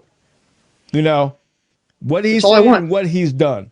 A police report says he came at a child, at Vinny, who is a child. That's a fact. It's written. It ain't something we made up or just saying, hey, let me throw it out there. It actually happened. It's written in a police report. That alone. Well, go ahead. And if you notice, at no point has anyone disputed that happened. Exactly. At no point. Exactly. When Notre Dame made the statement of, hey, this dude verbally accosted his son, nobody disputed that was a thing. Mm-hmm. From either side. Mm-hmm. Nobody said, no, that didn't happen. Nothing. Yep. So, I mean, once again, silence tends to be affirmation. Mm-hmm. That alone should have everybody up in arms. Because simply put, it could be your son. It could be your daughter. at any tournament that he's a part of. That alone should have put him on the bench away from everybody until we figure out what happens next. But he's allowed you know to what? operate after doing this is my problem. You know what? Any reasonable human being, let's say a coach with no prior anything had done that, right? Let's say he just got caught up in the moment and got heated, and because people do that, they make bad decisions sometimes. A reasonable human being goes, hey, you know what? I screwed up. What can I do to fix it? If I make a mistake, I do everything I can to go, hey, I know I screwed up. What do I need to do? What do you need from me? How can I get us back on the same page? Because I screwed up. Because as a man, you admit when you screw up. That's literally like the fabric of it is having the nuts to say, I screwed up. Because it's hard to say that. It's painful to say that. Yeah. Any man with pride does not want to say that. And it means you're sincere about it. Yeah. Right? Nobody, it means you actually have remorse for what you did. That's what it is. It means you have remorse. You're like, yo, I screwed up. I am genuinely sorry. How can I fix it? If you don't have remorse, I know you don't give a shit. Yeah. And if he's being covered and protected, and people are trying to shove this under the rug, would explain why he's acting the way that he's acting. Because I still, to the life of me, can't understand why nothing's being done. And it's not like you have to say, hey, we have to do our own investigation. No, and the investigation's already been done. What more do you need to do? If that's the case, everybody got to go. Yeah. If that's the case, everybody, principal, AD, superintendent, everybody got to go. Yep. The whole clean sweep, everybody's got to go. Either they take action or they all got to go, bro. Period. And you can lump this, first of all, wrestling is getting better, but for the most part, it's still a man's sport, for the most part, right? That means every coach that stands by him and not distance himself from him is guilty by association. That means they're allowing him to conduct himself the way that he is.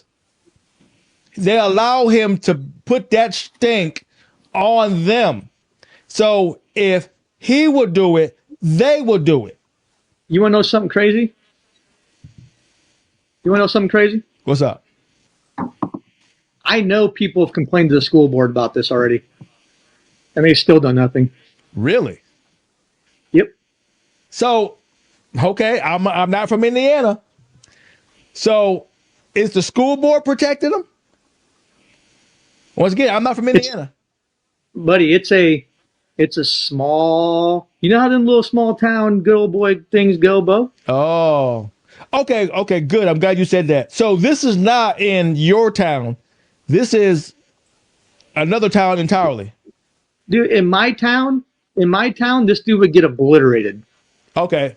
All right. So I was assuming it was in proximity because you guys were all there. Chad, it's in the same tournament, blah, blah, blah. It's in the same county. Okay, it's in the same county. So since it's in the same county, it all falls under the same district, right? No. They're in a different school district. Okay. Because our county only has two cities in it, two real cities in it. Okay.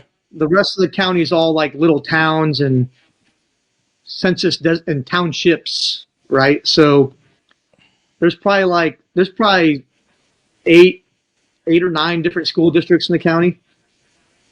So does each district have their own governing body? Yeah, it's mostly a rural county. Okay. So they could be protected. Right? So they could be protected. Yeah, right. So every school district has their own school board. Okay. So that's how it is. Like the school board they have is completely different from the one my school board is. Okay, so let me ask you this: what if all the other schools decided to boycott that school and not compete at that tournament? Would that affect the student the wrestlers' standings? Can they get penalized for not competing? Can they get I mean, I guess they could always find someone else to wrestle. so they don't have to go to this tournament? I mean, they don't have to. So effectively, if everybody pulls together and don't go to this tournament, they can shut that tournament down because you don't have enough people going. Well, what'll probably happen is all the other schools will keep going to that tournament, and that tournament will just tell them you can't come here anymore Oh, okay. Okay. because it's a massive. It's like one of the hardest tournaments in the entire state. So like Really? Okay. that tournament will keep rocking Well, that makes with it or even without them. that makes it even worse. Where are the guys over that tournament going? This guy cannot come back here. Where's that Oh at? well. So I have information on that, but I'm not going to discuss that. Okay, gotcha. Okay, They're let's put it away. They know, they understand it, they saw it, they're upset about it, and that's all I'm going to say about it. okay. Shit, I was gonna I'm flip the I was I'm finna flip the I'm hell I'm out. actually really good friends with the head coach of that high school because we wrestled in the same club together when we were kids. Okay. Well, like I said, yeah, this is as personal as it gets for you guys because you guys see these guys every day. You know what I'm saying? You know, just think you could be standing next to a child who's being, verbally or mentally tortured by this coach. Like I said, we don't know. Well, based on the text messages I'm getting, we probably are. So why? So, like, dude, why take the risk? Why take the risk? Once this is out, we got to go. I can't take the risk. I can't take the risk of my child being harmed by this coach. I just can't do it. You know what I'm saying? I don't get the mindset of parents like that who would kind of maybe sort of give this guy a pass. You know, when too much I stuff is like I happening said, to be like questioned. I said, if you're elite, if you're one of the good ones, you don't get this treatment. But everybody has a bad day. Everybody has a bad day. Anyway, I'm just saying, when your kid's winning, you're more likely to go ahead and ignore a lot of stuff. You know what I mean? okay. Especially when sometimes when college scholarships are on the line, X, Y, and Z. There's a lot of things. There's a lot of things that make good people not say anything. You know what I mean? Okay, Chris, I'm curious. I'm curious.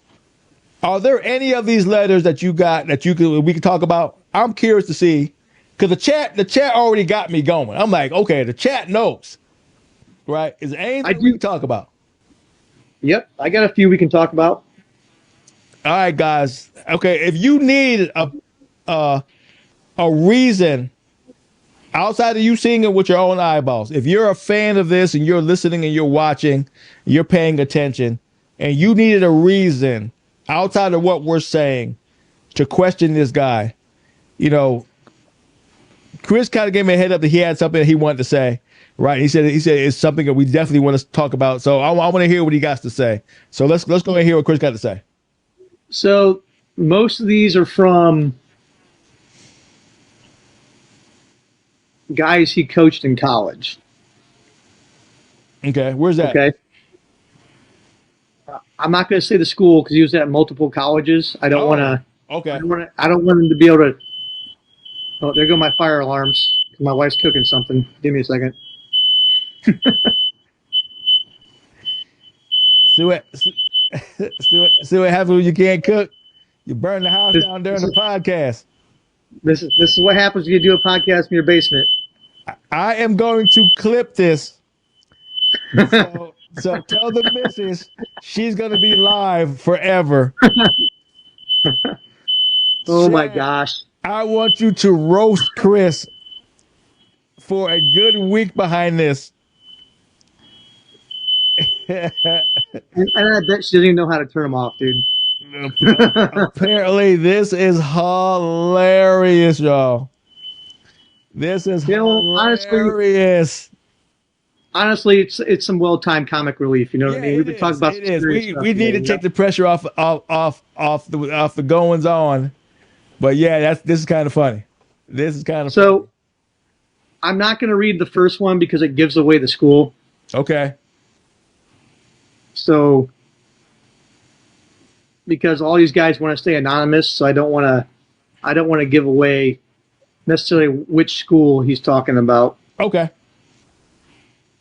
So first one, his coaching techniques were brutal and probably unnecessary, but they did build us into the type of athletes we needed to be in order to win. As a coach, I don't necessarily think he's that bad. He's a bit extreme a majority of the time. As a human being, completely different. Always preached never let another person control your emotions, yet always lets others control his emotions. Always talks about living within your own morality, but never has a moral code himself. I have a different point of view from everyone else. I'm able to separate him as a coach and as a person. Mm-hmm. That's fair. Yeah. Next one. He was a necessary evil to make us who we are today, but as a human being, he's a real piece of shit. Wow. Hey, That one was pretty short. That one was short and to the point. Yeah. Sound like a chat. First of all, I think it's important to emphasize that Fleeger is actually an incredible wrestling coach. It's his character as a human being where he struggles. As one of his wrestlers that competed for him, I watched him transform a relatively inactive, struggling program into a powerhouse in a few short years. A lot of the success he has to do with the standard he sets for us as wrestlers. We were heavily disciplined, a lot of expectations to meet. We held ourselves to a higher standard. I was always curious on why so many of our opposing coaches and opponents spoke poorly of him or resented him. I was aware of some of his cruel nature in which the way he would punish us when we broke rules. However, when you're in the collective mindset of accomplishing high goals, you take some of that cruelness as something that is necessary. When I would describe some of our punishment workouts to other athletes on campus or friends back home, it was always met with a look of bewilderment and disbelief. I believe that a lot of what we endured would traumatize the average human being, but we didn't see it that way because we wanted to achieve our dreams. And these punishment workouts were just part of what we had to achieve. The biggest thing was preached to us as Patriot wrestlers was attitude and effort. Fleeger always cited they did not find value in wins or losses, but rather the way we handled ourselves on the mat. Mm-hmm. However, whenever we did lose, he would find a way to punish us. I have plenty of stories about how he would routinely attempt to hurt my teammates, from forcing one of their heads to their feet in a bow and arrow Turk, to kicking one of them in the face after he was taken down during a live go, to literally picking up and physically throwing one of them out of the wrestling room down concrete stairs mid-practice and locking them out. Wow. But I think the main point of interest is the punishment hill. The hill, as it became known, was a very steep, grassy incline with a lot of random holes in it, just a short walk down the road from our wrestling room on the edge of campus. I'm not sure any words would suffice an explanation of how dreadful it was to work out on this thing, and definitely something you wanted to avoid. Mm-hmm. Any mistake would land the entire team on a multi-hour workout on it, whether it was in the late August Kentucky heat or in the mid-January ice storm.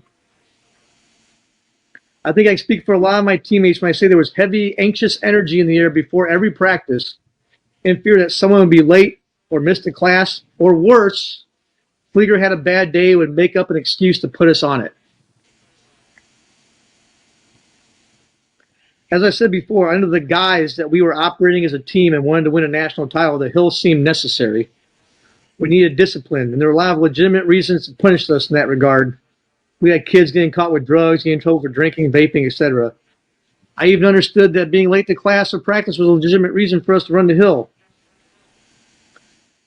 And I wouldn't understand his departure that I understood the horrible repercussions of such a punishment. And then he goes into talk about how the guy that took over after him continued doing the same things. And they had a wrestler die on that hill. Wow. So what he talks about that is never once did I think his death came from the hands of Coach Countryman. Cliff Fleeger decided he wanted to create a narrative that Countryman and the staff were to blame. Mind you, this is 2 years removed from his tenure as coach. He sent out mass emails to parents, to media, to my former teammates to paint Countryman as a villain. His manipulative nature turned the current team against each other without his physical presence, and to slander the name of a man who came after him. Overall, though, I truly believe he's just an evil man who cannot find peace in himself and must create chaos everywhere he goes. His smear campaign reached national levels, and for years I had to see Countryman's name get dragged through the mud when Fleeger was truly the catalyst for what happened that day. Culture is hard to change when the people who succeed you believe in the vision. Yeah. Countryman was just continuing the path that was set by Fleeger and unfortunately got all the repercussions. The same thing is happening with this Marcus Freeman thing. Fleeger wants to smear his name. To quote Fleeger himself, "Your bad habits come out when you're in your worst moments." Who knew a quote about creating good habits in the practice room would end up imitating the way his life is going? Mm-hmm. My biggest gripe with Fleeger was his inability to meet the standards he set for us himself. Yeah. He preached accountability, controlling your emotions more than absolutely anything, yet he's calling the cops and making false claims off a situation that he started. He is not fit to lead any person, athlete, or organization. To finish, I believe his failure as a leader made me a better man. In my leadership positions, I set high standards for my teams to continue to meet the same standard for myself. Fleeger will forever be a beacon for me of what not to do, not only as a leader, but as a man. Yeah. And I understand that. When I was I got something to say about that. When I was a chief petty officer in the Navy, the way I modeled my leadership was based off of the bad ones that I had that I said I would never be like. Mm-hmm. And I really understand what this kid is saying because I lived it and I did it. And I completely understand. And it's freaking miserable, dude. When you're with a guy when you have a leader who just, you guys put the grind and suffer in so I can look good. And it's terrible. So I understand what he's saying a lot. Yeah. Well, the fact that these things are sticking with him for the rest of his life, both the good and the bad, and the bad is the one that does harm. You know what I'm saying? You know, when you have to reflect, is normally after you're done that you have to reflect the torture that you were under. You know, some people will call it torture. Some people say it is torture. You know what I'm saying? Depending on how you look at it. The biggest thing I took out of all these letters, dude, is that these guys are adults now, mm-hmm. and they can recall these things like it happened yesterday. Yeah. And, you know, that's when you're wrestling in college, it's supposed to be like my son wrestles in college. Mm-hmm. You know, I want him to come home when he's done wrestling and he's graduated and be like, man, I made some good friends. It was hard, but I had a lot of great memories from it.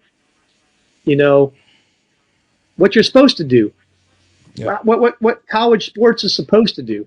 You know, and it feels like these guys are all friends because they basically, like what they do in the military, they trauma bond us. Mm-hmm. They put us through the absolute worst so that the trauma of what we go through is what makes us the best of friends. Yeah. Because we went through the worst of the worst together. And, you know, that's not, don't be wrong, I got some great friends out of some trauma bonding, dude. Like some of my best friends in the world because of trauma bonding. Well, for me, first of all, I was in the Marine Corps. So at Parris Island, so hell on earth, I can tell you where it's at, right? But for not 1 second did I ever think what was being done was I had to be a soldier to go to war. Mm-hmm. So I had to have a different mentality, period. So, but I never had to go, Yep. I wish I'd never done it. And the thing I took Yep. from what you said is you didn't say letter. You said letters, which Mm-hmm. means more than one guy had something that was done to him by this coach that he felt the need to talk about. Though That's all you need, because guys really don't complain. We may talk they all shit. had, but they all had a common. They all have a common thread, right? Yeah. They all acknowledge that wrestling specifically, he's a great coach, Yeah. right? They also all acknowledge that they all felt everything that happened to them was necessary because of the team goal, right? There's multiple situations in life where everyone's like, well, I didn't say anything because I felt like it was necessary at the time. So I didn't even realize what was happening. Because these are 18 to 22-year-old, right? The law says they're grown men, but we have sons. Well, I mean, you know what I mean? We know what 18, 22, we know 18 to 22-year-old boys are not yet prepared, to be like, I can't look at them and say, yeah, you're a grown man like I can a 30-year-old. well, You know what I mean? you can flip that just as quick and say, think about all these women of domestic abuse. They felt that they couldn't leave, that they didn't have nowhere to go, that they thought maybe I caused him to act this way, right? We can flip that just the same, Or they just thought it was normal behavior. Exactly, normal behavior, right? And somebody who manipulates you with their words to make you think I'm here to make you better, but yet you're going through torture. You know what I'm saying? And it's even more believable when some of you get results. Yeah. And you see the rewards they get versus you. You go, I want that reward. So you try your best to stick through it, even though you're being abused. And it's a problem and sometimes you just don't know any better, dude. You Yeah. just don't know any better. Yeah. But then again, that's a common thread out of all of these letters. Was like, he was a good coach, technically, like with technical stuff. We felt it was necessary, but now that I'm older and I look back on it and I see all the things that happened, all of that was wrong. yeah. Yeah. And it's just like, I still fall back to where were the parents? Why was no parent asking any questions? Why was no parent going, I'm going to stay and watch what he does and go, okay, that may be extreme. Where are the parents' letters at? That's what I want to know. I have parents letters. I've seen parents' letters. Okay. Good. At the high school level. Okay. And at the club level. But like I said, my son's in college. I have no idea what happens down in that room unless my son tells me. My son's 6.5 hours away from me. Yeah. So unless my son says something, I have to assume everything's going fine. Yeah. Okay. I have to trust my son's judgment at that point. He's 21 years old. Yeah. I know it's scary to think I had to trust 21-year-old judgment, but as a parent, you kind of don't have a choice. You know what I mean? Well, like I said, if I based everything off this chat, right, and the names that they were calling this guy, and of course it's anonymous. They're not saying their name. We don't know who these guys are, but there is no need to call anybody anything unless it's true, because then you're just hating for the sake of hating. You know what I'm saying? And you can make a joke to get your point across. You don't have to be so precise in what you're calling a person unless you witness with your own eyes and it happens to be true. You know what I'm saying? I just can't. Like, I'm a dad, dude. Like, I've had my kids wrestling on a mat since they were, when their voices were still high. when they still could scream and make your ears hurt. Like I I had my oldest son shooting single legs and double his legs on me when he was still wearing diapers, dude. Mm-hmm. Like it's ingrained in our family, and it's just like it was just for the love of the sport, like just to turn my sons into men. And I've been fortunate where I've been able to trust every coach my kids have ever had. Mm-hmm. And my kids still speak to all of the coaches they've ever had in their lives because those coaches made an impact on them, right? Like that's what it means. Like it takes a village. It doesn't mean it takes a village. Yeah. It means that there's other, I'm dad, I'm doing my dad thing, and there's other men helping reinforce what dad is teaching to the children. And to paint a picture to everybody who's listening, I know everybody's been with us for a good little bit. We've been talking about this for almost 2 hours, which lets you know how much this matters to us. It don't take this long to shit on somebody if that's what we were trying to do. You know what I'm saying? We want to be clear in how we paint a picture of what kind of damage and what kind of harm this guy may be doing to our kids and what he's willing to do to get his way and how far he's willing to go to do harm to others. That's really what I'm saying. You know what I'm saying? As a parent, I want to protect anybody from this type of person. You know what I'm saying? Because it could happen to you tomorrow. Just that quick. And we're back here again. And it could be worse. Yep. Luckily he went at somebody that had means, and had a position to where people were willing to fight for him. That don't mean that's the guy in the bleachers that people will come to his aid and were willing to fight for him. He could be out there by himself with no recourse and being taken advantage of. Simple as that. Nobody would have said nothing had he done it to my son. Yeah. Yeah. And that's not a slight at anybody. It's just a reality of life. Mm-hmm. Right? And it doesn't have to be my son. It could have been anybody else's sitting in those bleachers, right? Mm-hmm. And if you pick the wrong battles, this is what happens. And I put myself in Marcus Freeman's shoes. Okay, I'm a very prideful person, and some people call me overprotective. Right? I don't like anybody telling me to do anything. Right? He had to get on the mic and plead his case and explain himself in the situation and what it's done to his family.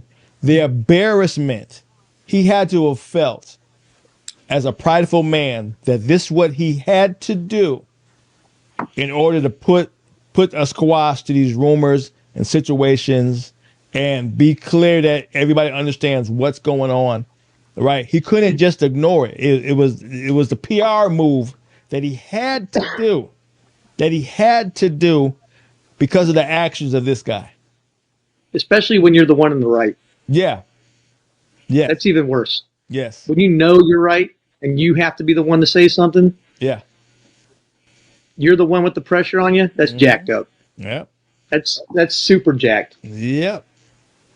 So I'm in this guy's corner, and I feel for him because no man should have to go through that when he's simply minding his business, and a guy was preying on him to make a situation happen in their benefits. Meaning Chris, he set this up for his benefit to make something happen. Period. There's no other way to explain it. It wasn't by accident. It wasn't just, oops, excuse me. It was orchestrated from start to finish. And my opinion. And I'm very glad that Marcus did exactly what he needed to do. He was able to walk that line and protect his son and by extension the rest of his family because Providing for your family is a protection. Yeah. And he was able to do both. And like that's what we all strive to do, right? Like, okay, if I'm in a situation where I keep my head level enough to be the example I'm supposed to be, to show my sons this is how you're supposed to respond in these situations. And I can't sit here and honestly say that I would be. I don't know. You know, I got a temper myself. You know, I don't I don't make tons of money. I'm not a public figure. I don't I'm just your average blue collar guy just trying to get by day to day. I don't know if I would be able to think about the 18 different things he had to think about in that moment and decide how to respond. Like that's tough, dude. Mm-hmm. I mean, mad props to that. Like I don't think the average dude could have done what he did. Yeah. And Is it was targeted. That's what I'm getting at. It was targeted. Somebody made up their mind to do this. Is the sad part. But anyway, anything else you want to add on this? Because we are Deep Water Podcast. We haven't even gotten to any other wrestling yet. You want to continue? Well, let's see, chat. Is there anything you guys want to bring up that you want us to talk about this? What you guys got? I mean, we got somebody said something about pays $400 cash. What are you talking about, old boy? What does that mean? 24. Break down what you're saying in the chat about the 400 cash. All right, that may be something interesting.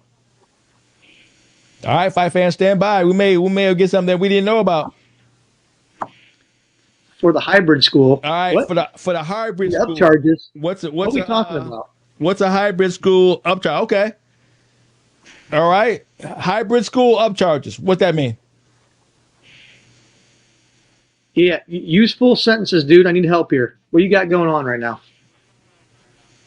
I mean, I know what hybrid means, but I It need said clarification. 400 cash for the hybrid school. The upcharges for the high school. Seems like a few people in the chat know what's going on. Yeah, we About playing this. catch up. Middle school and high school kids can go to hybrid school. What does hybrid school mean, though? Like What does it do? through New Prairie. If you're not one of his guys, you're getting upcharged for his club.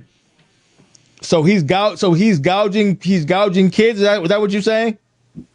So is the hybrid school like part of the public school? Fleeger has a hybrid school and he brings his high school wrestlers there through New Prairie. They wrestle in the morning, then a bus gets them to go to school, then comes back for another practice.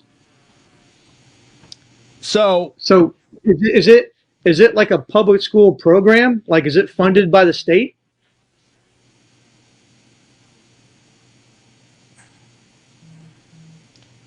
So you mean to tell me he built a program, and he's using to get the kids through the high school? Is that legal? It says half day at the club, half at school. Their wrestling replaces some of their classes. Really?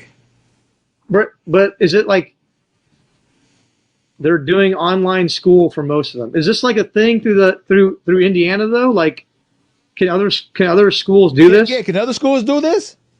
I've never heard of this before.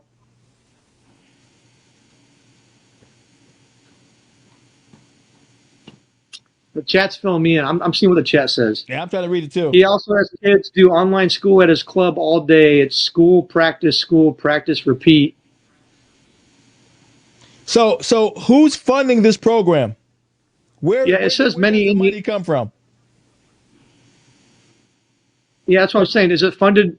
Is it funded by? Is it funded by the state? Because I get Indiana has virtual school. It's not funded by the state. Are you sure? Okay, so where does the money? Is that where the $400 comes from to pay for the hybrid? It says online. Okay, online schools or public schools. So if the hybrid school is public school, then why are the parents paying $400 a month? When the school is free, why would you go to a hybrid school and pay $400 when you can just go to school for free? I don't understand that. They're saying you pay $400 under the table cash money. So what I'm saying is hybrid school supposed to be just like going to normal public school where you just pay what you normally pay for public school stuff?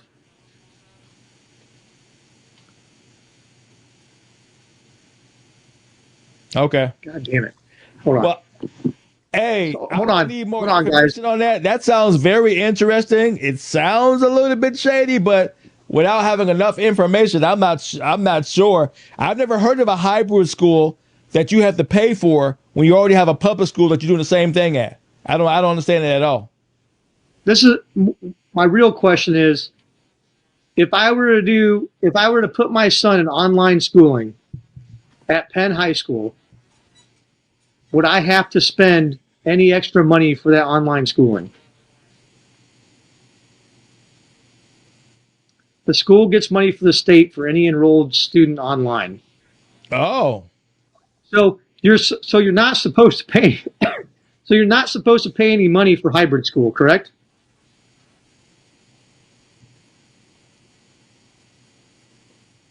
So what's the $400 for then? Yeah, what's the $400 for? And you guys said it's straight cash?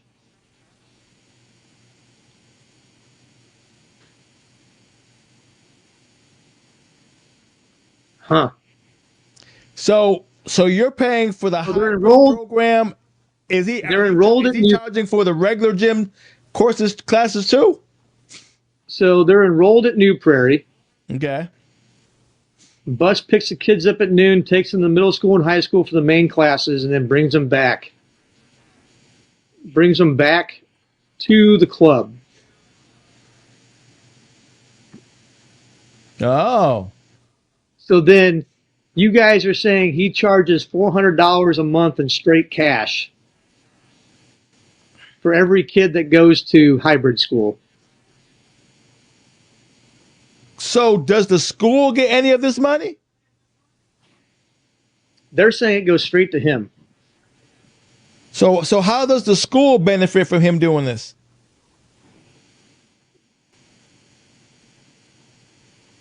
Yeah, they're saying it's right to him.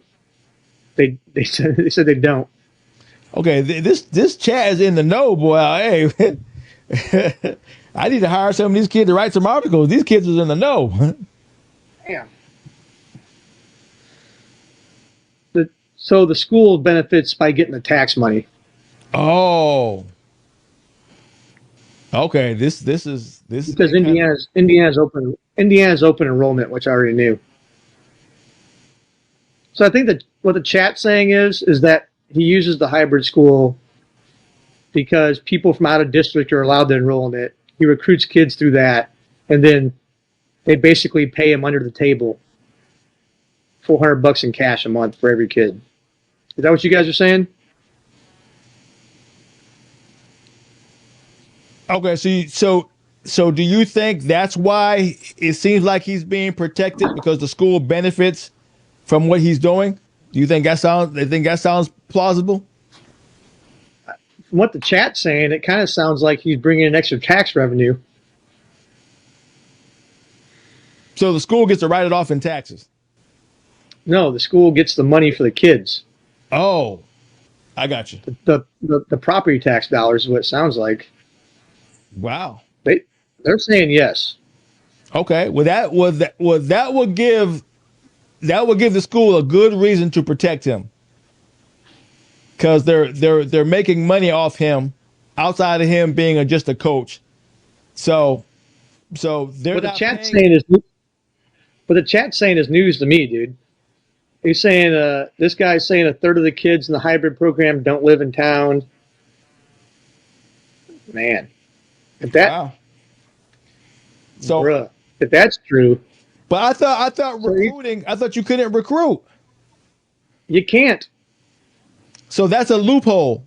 So he's recruiting kids in the freaking hybrid program for online schooling, and then he brings them into his coaching camps and trains them. Yeah, but recently, like he's had 3, 4, 5 kids have to sit out a year because they're saying you're not eligible to wrestle, even with open enrollment, because they're like you clearly recruited them. But at the same time, like if you're just making kids sit out a year, okay, well then that means you're punishing the kids for buying into you're punishing the kids because their parents bought into some bullshit. Okay, but you're paying the $400 for them just to go to online classes or to wrestle. I think the point is they shouldn't be paying anything for hybrid school because it's supposed to be treated just like public school. No, I get that, but what would make a parent pay $400? Unless it's their kid to benefit in what they think the kid should benefit in, which is wrestling. I mean, I get that, but I get that. That's why they're doing it. All right, way. I get that's why they're doing it, but like this has just got interesting. That's something that should be. If that's true, that's something. If that's true, that's something that needs to be looked at. We got a basic Sons of Anarchy type of situation got going on, where you got these small towns doing some crap going on that everybody benefits from and takes a blind eye.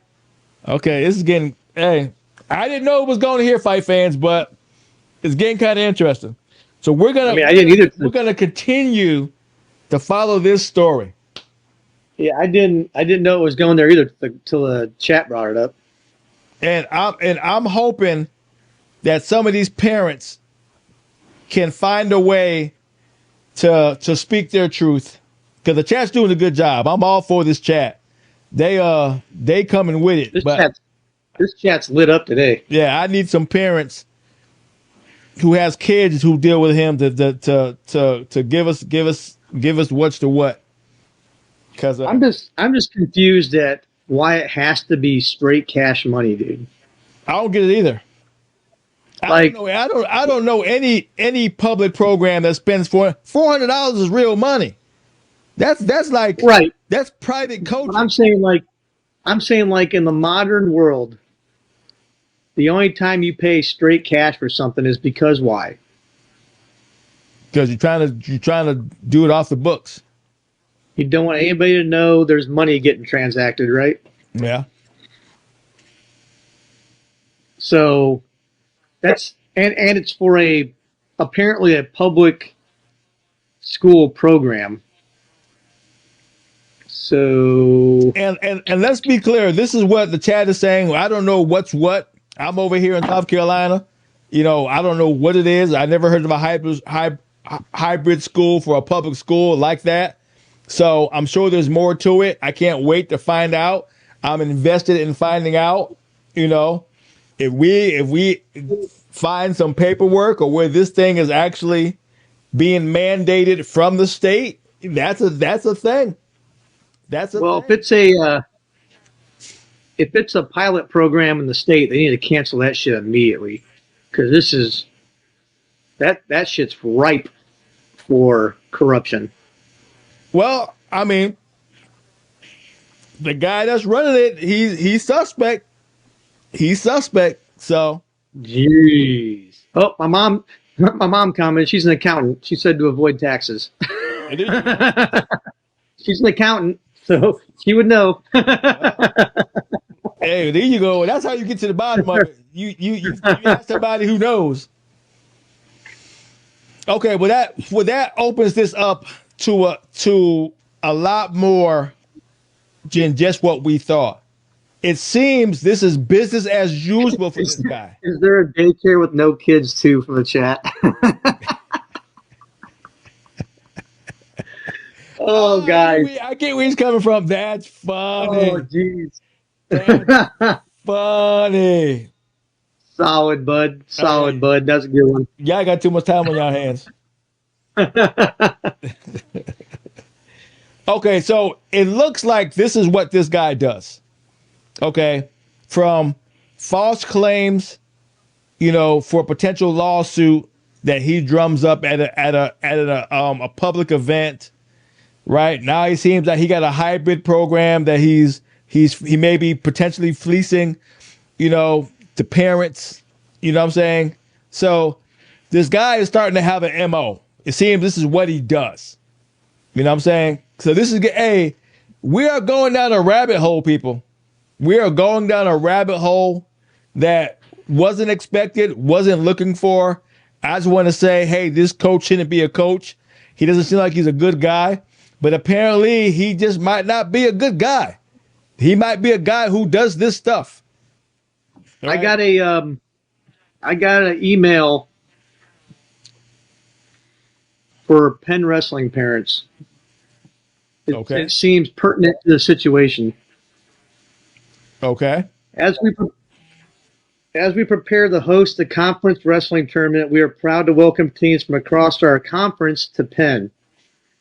We will have Robert Falkins, the IHSAA Assistant Commissioner, and Ed Gilliland, the IHSAA Associate Commissioner, in attendance to observe and support the event. In addition, Penn will have an appropriate number of safety and security personnel on site through the tournament.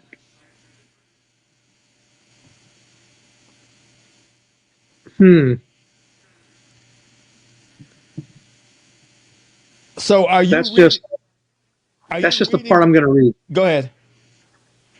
That's just the part I'm going to read. That's for the conference tournament on Saturday because New Prairie is in our conference. Okay, so now because of New Prairie, we gotta have a crease in security, more officials on standby. You got to have two of the top dogs of the entire athletic association on site to watch. Wow. That's crazy. You know how often a commissioner of the IHSA shows up to a wrestling tournament? I don't think I've ever seen it. No, they show up at the state tournament. They show up at the state tournament. That's about it. Yeah. Well, guess what? He was there at the Al Smith, and he's going to be here. That's two now. That's two tournaments I'm going to that he's going to be at. And I've never seen him at a wrestling tournament my entire life besides state tournament. So let me ask you this. So clearly the IHSA knows something's going down. Something's going on. Is Chris Fleeger allowed to be there? I'm getting conflicting information, and from what I've heard, he's not supposed to be there. Okay. But his gym can still be there. He just can't be there. Well, his team, yeah. His team, yeah. Well, what I've heard is he's been told he's not allowed to be there. Okay. That's what I've heard. Well, at least something has happened. 100%. Don't know if that's 100% accurate or not, but that's what I've been told. Well, I guess this weekend. You going? Yeah, my son's wrestling. Of course I'm going. Well, I guess you'll know. Let's go ahead and text me. I'm looking right at him. I'm like, okay. I guess I'll see you Thursday. Saturday is going to be buck wild. I feel like some people are going to take this a little too personal. Well, when it comes to kids, I wish they would. Hey, no, I mean towards me. I'm just doing my job. Oh, F that. If any parent has a problem with what we're doing, please explain what your problem is. Please explain what your problem is with what we're doing. Because then you will have to go at every news outlet that's reporting this story. The problem is we're making them uncomfortable. Well, the problem is is right next door. we're making them question their morality right now. Is what's happening. And also the problem is you can look right at them and go, "Hey, dude, this you? This your guy?" Look at him. Hey, go to church. You need Jesus. Yeah, a lot of Jesus. A lot of Jesus. You might need Catholic Jesus at this point. But I will say this: it's not looking good for this guy. The amount of stuff that's been uncovered in the time that we have been talking, right? And the amount of, unfavored comments from people who know this guy is crazy. Is crazy. What's that? What's that? If you hear it once, it's hearsay. If you hear it twice, it's gospel. Is that the saying? We heard it like Yeah, 15 to 20 times, I've in a yeah, span of I've 2 heard it minutes. more. I've heard it. I've heard it more than that over the last week, dude. I'm up to like 20, 25 people that have contacted me so far with And stories. and this is just to clarify the conversation. I came on here, like I said before, I came on here to go, who is this guy and why is he doing what he's doing? What he's doing, I think is wrong. Now it comes to find out he may be a wrong guy. He just simply may be a bad guy. You know what I'm saying? That this is what he does. This is how he gets down. This is the way he lives his life. That's crazy to think he's allowed to be around kids, that he's allowed to navigate where he should not be allowed to navigate, that he has not been stopped. He has not been investigated. He apparently no one has decided to do a background check on this guy.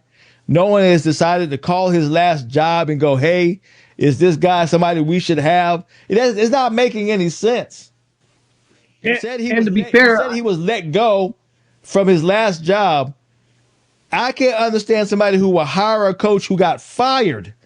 That's saying something. well, I mean, to be perfectly fair, I was somebody who thought he was fine at the beginning as well. Okay. You know what I mean? So, like, I get it. I get why some of these parents are the way they are because I mean, I wasn't I wasn't like drinking the Kool-Aid like, hey, we all need to drink this and then everyone dies but him. You know what I mean? I wasn't that guy. But, Okay. Okay. Well, let me ask you you know, this: Was you misinformed, lied to, or not paying attention, or all three? I wasn't present enough to know the whole situation because I Gotcha. was living in a different state. Gotcha. Okay. Fair enough. Same like with So me. it took him doing mistreating my own son to remove him from my life is what happened. Okay. So I get it. I'm with these parents. Like I had the ability to just be like, we're done, move on with my life and leave. And some of these parents don't, they, some of them don't have that opportunity because guess what? Their kids go to New Prairie. They don't have a choice. That's where their kids go to school. Yeah. They can't send them anywhere else. So they're stuck. Well, on its own, is New Prairie a decent school? I mean, compared to what's around, yeah, because South Bend's hot garbage for schools. You know, I mean, like, there's not, they don't have a lot of options down that side of the county. You know what I mean? Like, there's nothing but cornfields and data centers, dude. Okay. So are you saying Chris went there and made a winning program? Is that what you're saying? No, we still beat them in the duel this year. Okay. He has a couple good kids, but the program itself still like it's better than it was, but it's still New Prairie. Well, it sounds like the kids he got is your kids from what you just said earlier. Wow. Okay, which brings up a question: why are those kids still there? And they came from Chad's gym. Why are they still there? Parents, bro. Okay, fair enough. I mean, the kid. It's not like we have to make clear here. It's not like the kids are making these choices. Yeah, You know what I mean? yeah, It's not like the kids are the ones. Here's what happens. This is what parents see, right? Parents see, oh, college scholarship opportunities left and right. yeah.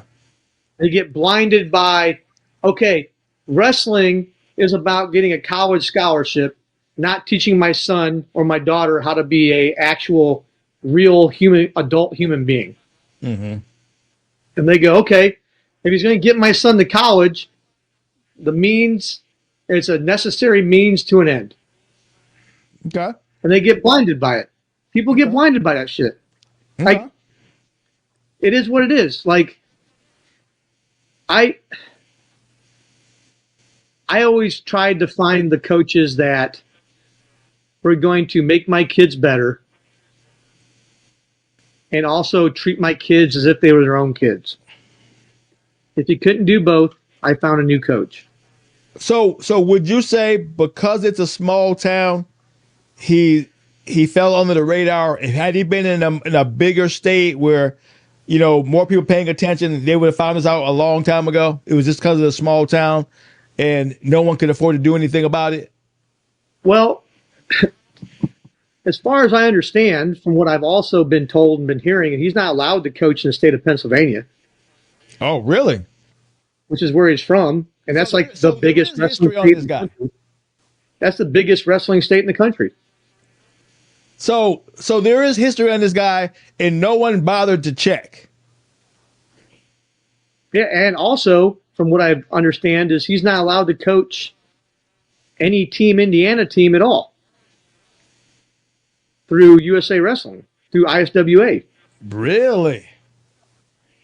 Right? That's what I've been hearing. That's what I've been told by multiple people. Okay, so what is this tournament coming up? The one he got in trouble on. What was that? That was just a 32-team individual tournament put on by a school in Indiana. Okay, but doesn't that fall under what you just said? No, that's USA Wrestling. This is high school wrestling. It's two different things. Okay. All right. Yeah, it's two different things. But that's all stuff that I've been told by people. Mm-hmm. Right? I didn't and to be honest, 90% of the stuff I have been exposed to in the last week and a half have been people coming to me. Gotcha. I haven't really asked anybody for anything. I just happened to mention in passing, hey, we're going to talk about, I do a wrestling podcast. We're going to talk about this because we have to. And then people just came out the woodworks. And I've been getting information just sent to me every day. I'm at work all day just getting boop, boop, boop. Like I'm outside in the cold trying to build stuff. And I'm getting text messages trying to keep up with both things in my life. You know what I mean? Like, it's been crazy. And what I hope is that if this stuff is I have a question.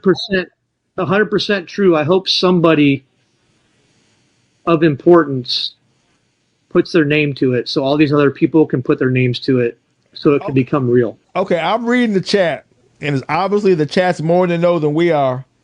He says, does anyone know details of the home burglary arrest? What is that? I don't know the details of that, but I know it's a felony. I know it was a Class D felony. Are you stating what a burglary is, or does that tie into what we're talking about? Well, I know he has a very extensive criminal record. Really? He's got that theft of breaking into a home. He's got assault with a battery with bodily injury felony on there when he was at Purdue. He got released from the University of Cumberland because he got a DUI on campus. He got I saw he had a driving while suspended in 2022 or something. With driving while suspended, I don't consider that a major issue. But burglary, okay. So everything you just said can be proven. Yeah, it's on his background. Or you just look at his fucking criminal record. It shows up online. You can Google it. So He's a You can just straight up he Google it. has a criminal background. Yeah. How is he around kids? Okay. Is this how we operate in Indiana? How is somebody with a criminal background around kids? You're like, we're literally showing his mugshot right now on our podcast, bro. Yeah, we are. I mean, come on. That's literally his mugshot. Okay, I don't understand. I don't understand this. I don't understand this. Right? I was just coming It's on not an here. Indiana thing. I was It's just not coming Indiana on here thing, I to promise. go at what I'm reading on social media, right, about what he's doing against Marcus Freeman. Now, in the last 30 minutes, right, he may be running a hybrid a hybrid cash ring, right? He has a criminal record, right? He's been banned from most of the wrestling tournaments in Indiana. He's been banned from wrestling and from coaching in Pennsylvania. Chris, what are we doing here? Hey, I had to leave a couple things secret so I can get a real reaction out of you, you know? Yeah, apparently. No, dude, I don't know what the fuck New Prairie's doing, dude. Everywhere it seems like from what I've been told and what I've looked up and seen from everybody is everywhere this dude goes, everybody gets fired. So I guess New Prairie AD, superintendent, and principal are just waiting to lose their jobs before he loses his job. I guess because that's what's going to happen at some point. Okay, I'm saying this. What it feels like. Somebody needs to do an internal investigation on how he's able, first of all, how he got that job, where he's at right now, right? How he's not in trouble after this incident. And you told me some people have filed complaints against him nobody has done anything about. Who's investigating that? And why is nobody taking action? And why is somebody allowed to bury complaints? Right? All of these things is supposed to take somebody down. Right? There is more people at play than just him now. I'm believing he's being protected by people who are in high positions that can stop him from being touched. I believe this. It certainly feels like it. It does. It does. Do you mean to tell me that I can walk into a school that you can Google me and come up with everything you just said, but yet I still get hired? It's not like you, Joe High Spy, and you got top secret clearance, and you had to call NASA to find out about this guy. You found it on your own. So you mean to tell me a school who's supposed to do background checks couldn't find this stuff on this guy? I mean, are we guaranteeing they did a background check? I'm questioning it now. Either they did one and ignored it, or they didn't do one because they got blinded by his accolades, maybe, or maybe or they, someone, or maybe maybe someone. maybe they need a hybrid program, and they need somebody with questionable morals to run it. Or maybe someone they trust recommended him, maybe. I don't know. Okay. That's just me spitballing. Now, on the flip side, though, it doesn't seem like the actual parents that are involved at New Prairie are supporting him. It kind of feels like only the parents in his club are supporting him. I think there's a rift over there. But It feels like there's a rift over there. that shouldn't be enough to keep him from answering for his discretions. I'm not disagreeing with you. So that's what I think parents can can get you canceled, with petitions and all that kind of good stuff, but they can't really protect you from keeping your job. Unless you're doing something out of your garage and they all went to his garage, which ain't the case. He's I mean, it also, employed. part of it kind of depends, like, you know what they always say, right? Follow the money, right? Exactly. Depends who's funding it, who's giving the money, because the people with the money are the ones that have to say. You know what I mean? Yeah. It's no different than politics. I'm saying this. I had no idea we were going down this big of a rabbit hole.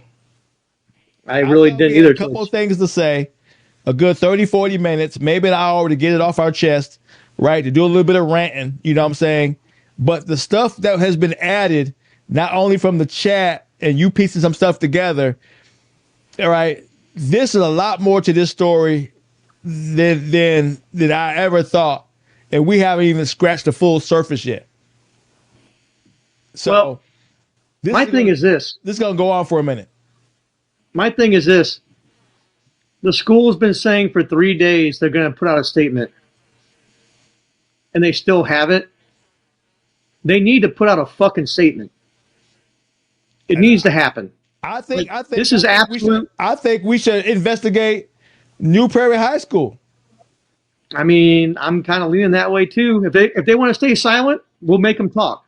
Yeah, we'll give them. I'll find something that forces them to have to talk. If they ain't going to do it voluntarily, then I guess we gotta find something that forces them to talk. If that's how they want to do it, I'll play these fuck games with them, dude. I don't care. Because bottom line, he wasn't scared to do what he did. He wasn't worrying about any repercussions or any kind of blowback. And apparently he was right to think that way because he still has his job. He still has his kids. The parents are still supporting him. So apparently whoever this guy is, they like who this guy is. Some people do, yes. Well, I mean, I'm the outside looking in. I'm looking at all of this, and I'm not a dumb guy. Well, to be fair, in my head, I'm like, where does this make sense at? To be fair, from the New Prairie perspective, I'm also on the outside looking in. Okay. Even though I'm here, right? Like I don't go to that school district. I don't have kids in that school. I have no idea how that school system operates. You know what I mean? Like what I'm saying is, if you keep saying you're going to release a statement, you keep delaying it. Like, bro, we're not going to sit here and let you just delay it to the point where we all forget about it. Like, fuck you, release a statement, dude. That's what I think. That's what they're hoping to happen.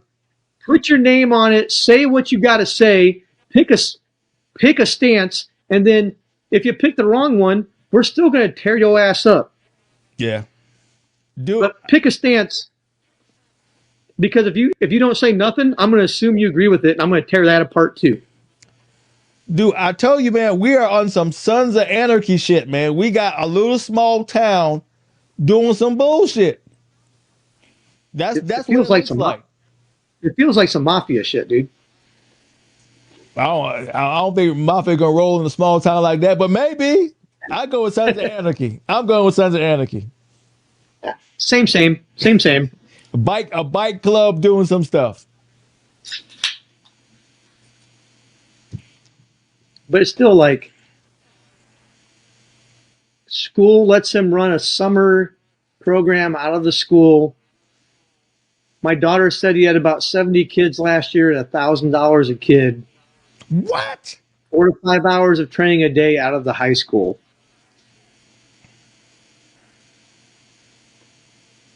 That can't be right. Hold on. $1,000 a kid? Dude, who's paying? I get paying $1,000 for an athlete getting ready to go to college in the next, 6 months or whatever. Dude, our summer program at the club costs like $200. Yeah. So 70 kids, 2 months, 70 grand.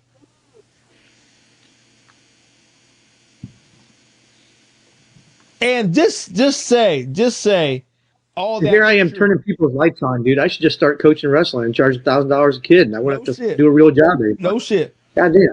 Just say all that's true, okay? And he making 70K, and he kicks back like 10, 15 grand to the school. I'll protect you Yeah. too. Through renting the gym out. Exactly. I It's would like protect you too. chat says it's like mega churches.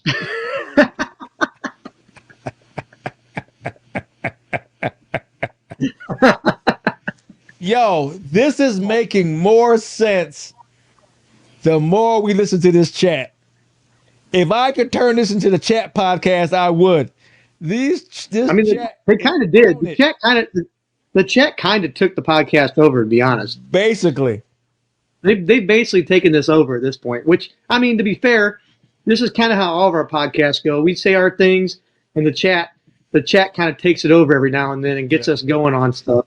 Hold it, and much respect for the chat. They've stuck with us for 2 hours and 30 something minutes. These guys are stuck with us and hung with us the whole time. They have. The chat's been active and present the whole time, which is crazy on a Thursday night. It's crazy.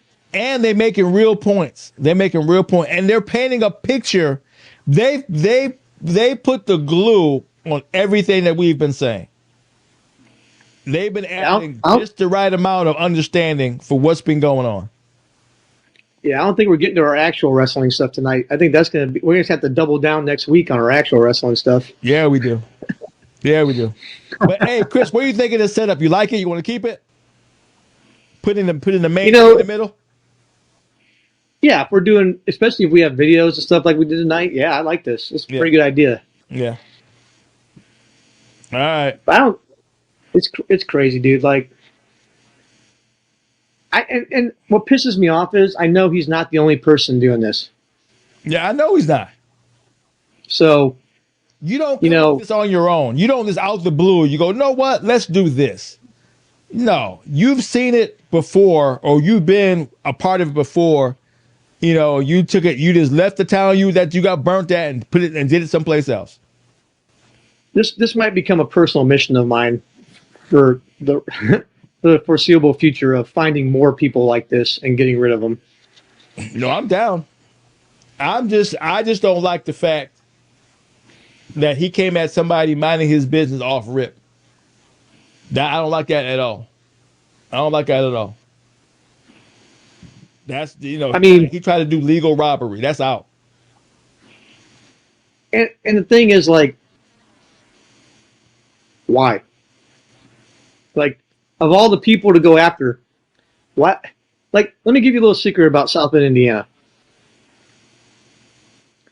The head football coach of the University of Notre Dame is the most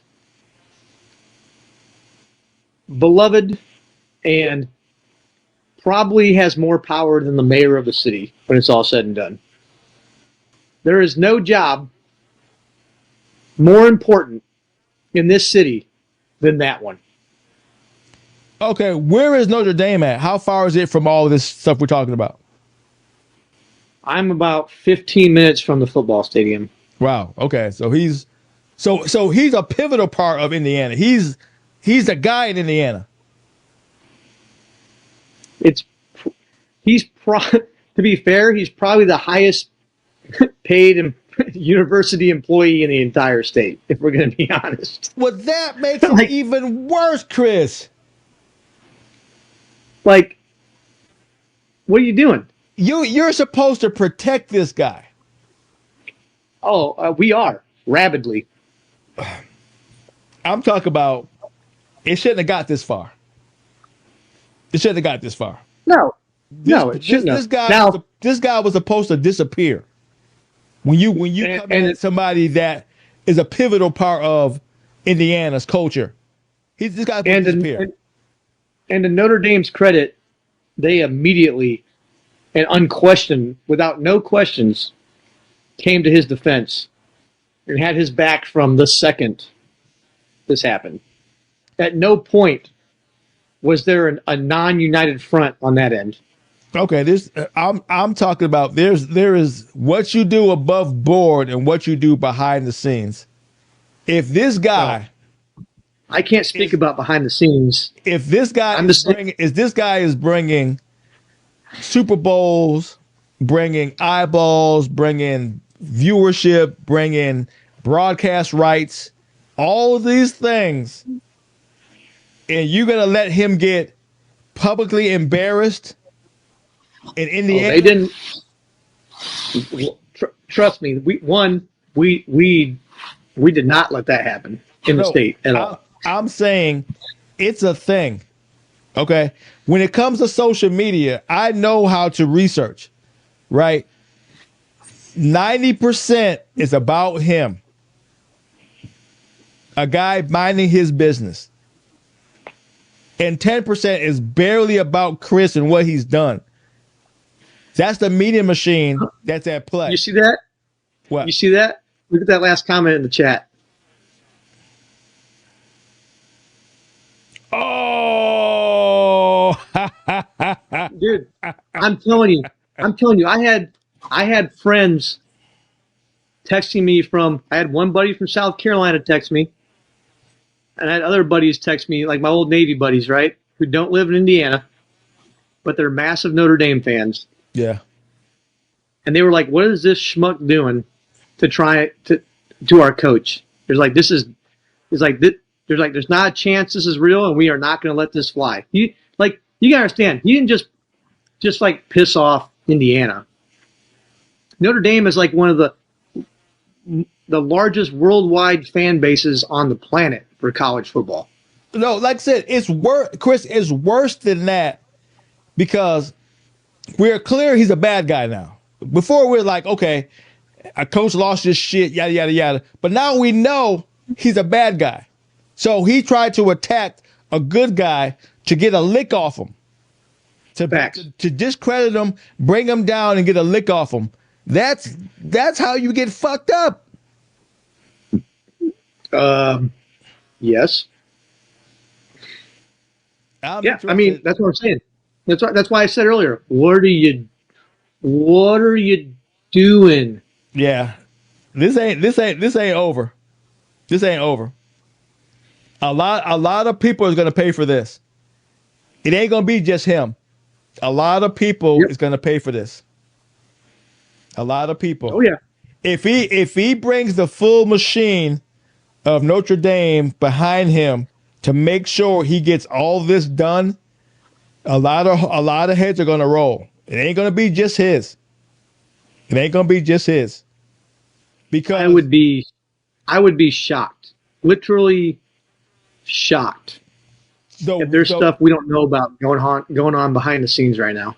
I even make worst case scenario. What if because of all this bullshit, they lose a game because he's distracted? Nah, Marcus is better than that. I'm saying he's a father. He's a husband. He ain't just a coach. He better than that. He's not just a coach. By the time football season starts, his son will be off doing great things at Cornell, living a better life than 90% of these kids ever will. So I ain't worried about it. You know? Okay, and that's somebody who is not seeing what I'm seeing. If your son saw your face plastered everywhere, and he's in school and they're asking about, hey, did your dad do this? He goes to the lunch line. Hey man, what happened with you and your dad? His wife is at the PTA meeting. Hey, you okay? She's at the bank. Hey, how's everything going? Right? Where can you escape it? It's out there. No, it's I mean, real. I get that. I understand 100%. I know that. I know that one. I know that. That one, I get that 100%. And like I said, I got personal experience of how bad it can get. You forget, I shit on Conor McGregor when he is at the top of his game. I got 2,000 comments calling me names. 2,000 live. So I know what it feels for everybody to come at you, and all you were doing. Well, I wasn't minding my business. I was talking shit, but He was minding his business. I was talking shit. I invited the shit I got, right? But he was minding his business.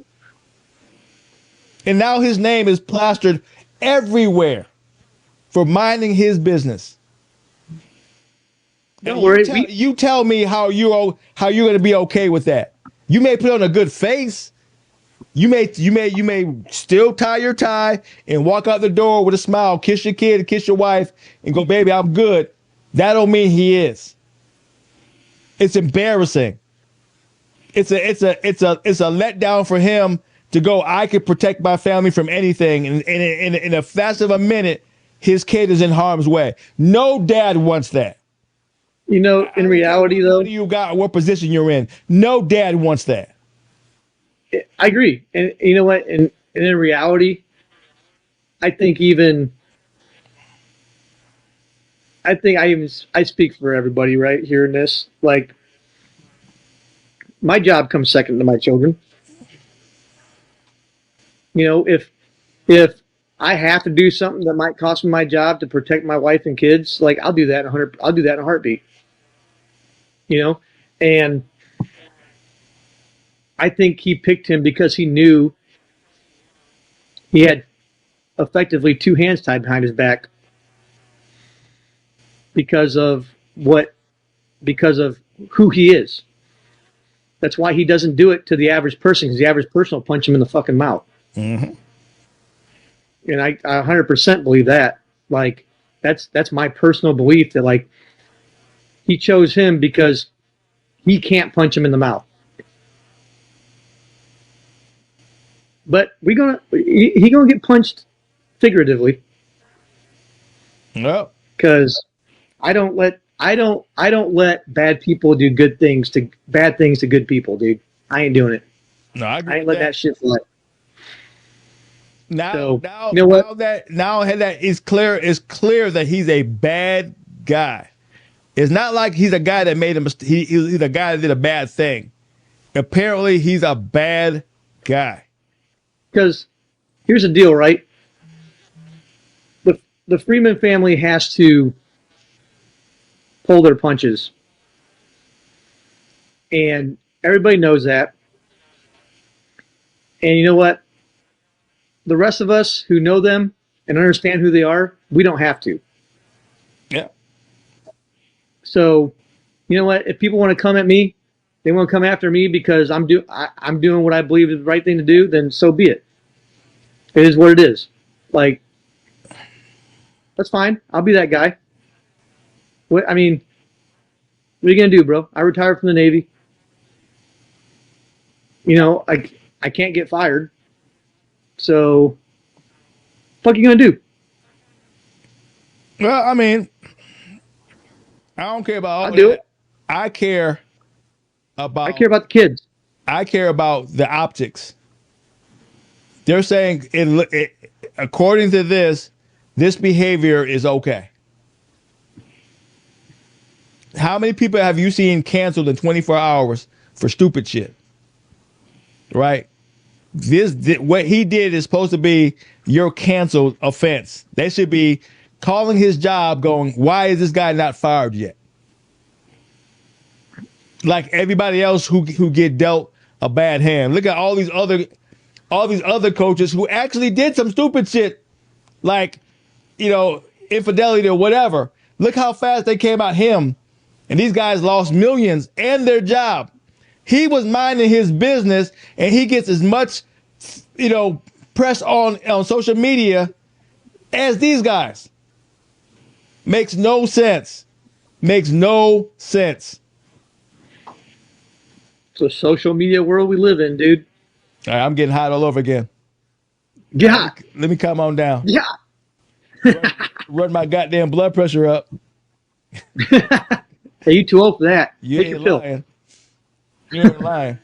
But all right, guys, we're gonna have to save the other part of our podcast for another day because we're gonna follow this shit to the last until he's out the freaking door, or until he gets dealt with and we see him on the news. Right? Anyway, I want this guy dealt with. And what the chat has told me, we now have some information that we can now investigate about this hybrid situation, and if it's legit, or there's some kind of money laundering scheme or some kind of under the table, illegal crap. I'm curious. I want to see what this is and how he's able to do it and get away with it. Is the school involved?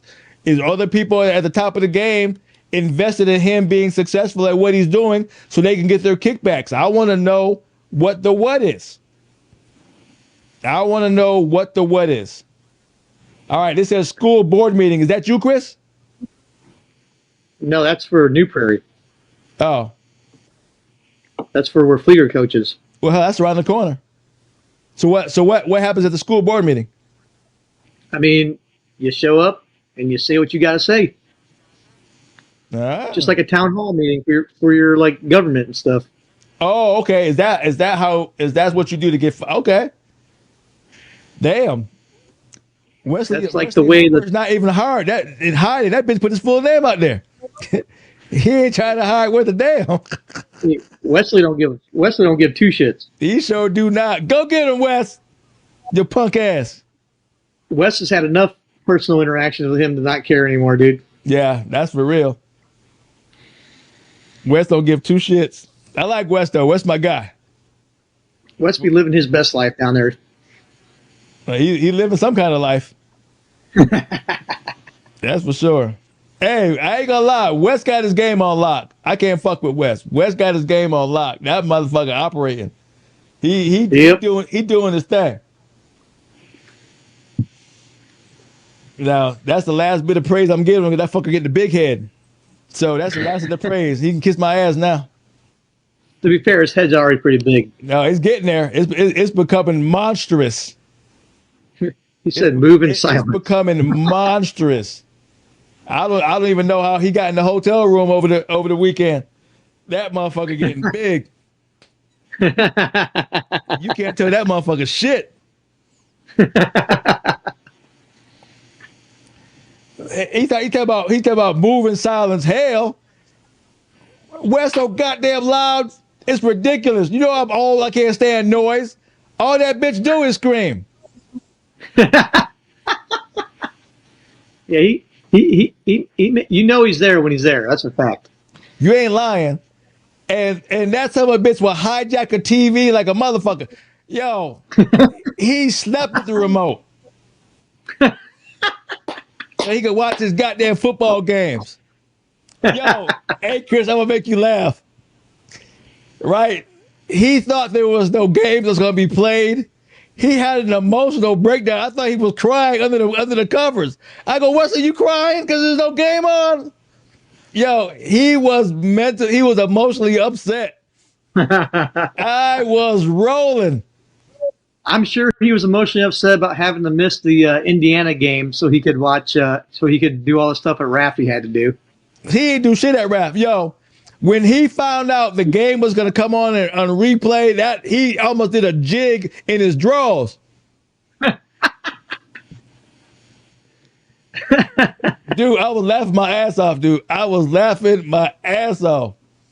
Wesley's funny, dude. I had a good time. I had a good time with him in Indy when we were doing RAF 04. It was a good time. Yeah, he is, man. He's a good dude. Yep. See the Bears game. He know what I'm talking about. Dude, yep. I was laughing my ass off. That shit was funny. I go, dude, are you emotional right now? He go, yeah, coach. Oh yeah. Hey, I was emotional for that Bears game too, buddy. I was through the roof. Yeah, he was. Yeah, he was. I had RAF on my laptop, and I had the Bears game on the TV. That sounds. I was watching both. That sounds. I was watching both. My wife was like, "Do you even know I'm here right now?" I'm like, "Yeah, you just said something. I know you're here." Tell your wife thank you. Apparently, due to her cooking and the smoke alarm going off, she fixed your Wi-Fi. You haven't frozen a minute. You're right. It did not freeze after she set off the smoke alarms. Yeah, you're not wrong. Apparently, that's the secret. Burn the house down. Get the Wi-Fi reset by having the smoke alarms hit it. I got it. Yeah, there we go. Apparently, that's it. That's it. She's also a great cook, by the way. All right, If she's a phenomenal cook. if you say She just so, forgets. all I She just heard was forgets. smoke. All I heard was smoke alarm. That doesn't mean good cook. She just forgets to turn on the oven fan sometimes. All right. Okay. We got very sensitive. Smoke alarms. Apparently, a fire would do that. A fire would do that. Well, I don't know. Hey, if we can go to Arizona, cool. I'm waiting. We have to wait and see. But yeah, hopefully we can do it. Old boy said my wife's going to murder you. Yeah, with her cooking.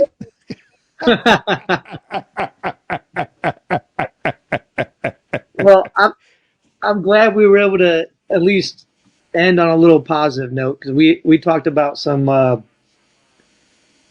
This normally on this podcast we have a good time. We're kicking back. We're talking about wrestling or UFC, and we're coking and joking and talking shit to each other and having fun. But when you have the opportunity to address something that matters in life, because this affects children and things like this need to be addressed. I'm appreciative that I have the opportunity and the platform in which I can do something that matters in the grand scheme of things. And I'm super glad I was able to help some people today get their stories out. I'm glad that people feel like they can send me their stories because it's a safe space because they know I'll protect them. And anybody that has stories that hasn't spoken yet, you share your story with me if you feel comfortable. Tell me how you want me to share it, and I'll do everything I can to do it the way that you want me to do it. Because that's what matters, is just getting the story out. And one day somebody's going to put a name to it, and it's going to allow everyone else to, and then it's going to become a real thing. So yeah. Just know that you got people on your side, and that we're going to do our best to do what's right for your kids. Yep. I could agree. This is a little bit closer to home than I would like. You know what I'm saying? It's not like, this is some huge celebrity on social media that you will never see, that you will never meet, right? Doing some BS. Right. This is somebody who's in your own backyard that your kids interact with, that the friends interact with, that you may meet at the local Walmart. He's too close to home for my liking. You know what I'm saying? Against people that I actually care a lot about. Chris is my guy. Chad's my guy. The kids, Wes, Jeff, and all of them are my guys. This is where they live. And I'm over here. I can't. The only way I can back them up is online. You know what I'm saying? So I got to do my part to make sure these type of guys stays away from them to the best of my ability. That's exactly what I'm going to do. And every other kid and parent who has to go through the embarrassment that Marcus Freeman has to go through as a dad, in a public figure, that he has to defend himself because some fool decides that he wants to try to get a lick. You know what I'm saying? This should not happen to a guy like that. He should. If somebody should not be this close to him that think they can just go ahead and pull with what he pulled, and there's no repercussions. There should be immediate repercussions, and for some reason there's not, and I don't like that at all. So, yep, 100%. So there's more to come. This is not the end of it. This is just where we're stopping today. There's more to come. Like Chris said, if you want to get this out, hit him up, send him a letter. Let us know your experience with this guy that you've been scared to talk about. Let us do it. We'll do the heavy lifting for you. Just let us know and we're on it. And if you have something and you just don't know the right place to send it, you can contact me and I'll tell you exactly where it needs to go, so it can be heard by the people that need to hear it as well. So if you do give it to me, that's fine. I can compile them all and I'll send it to where it needs to go. whatever we got to do, we'll make it happen. Well, hopefully it's the people that's willing to do something about it, because now I'm questioning. To be real with you, but we'll see. Right, but to hold them accountable, you got to at least put the story in their face. You know what I mean? That's true. Good point. All right, we're gonna go ahead and wrap it up, people. We don't did Okay. 3 hours of the good stuff. Yep. And I got to work in the morning before the sun comes up, so I got to give my wife a little attention and go to bed. You know what I mean? I Got to to tell go her, to bed. I'm I'm old. still here. I'm way past my bedtime. Got to tell her I'm still here and I still love her before I close my eyes and go to bed at night. Man, go ahead and eat that. Go ahead and eat that burnt chicken. Show how much you love her. She has never burnt a thing in my life. So I she's been can't cooking for tell. me. I heard the beeping. Well, maybe it was Gio. Maybe it was Gio making something for himself. Maybe it wasn't even my wife. I can't even get mad because it fixed your Wi-Fi, so I'm all for it. Burn something else. All right, this Coach D hanging out with my road dog Chris Vargo. Until you hear from us again, peace out. All right, buddy. See you next time.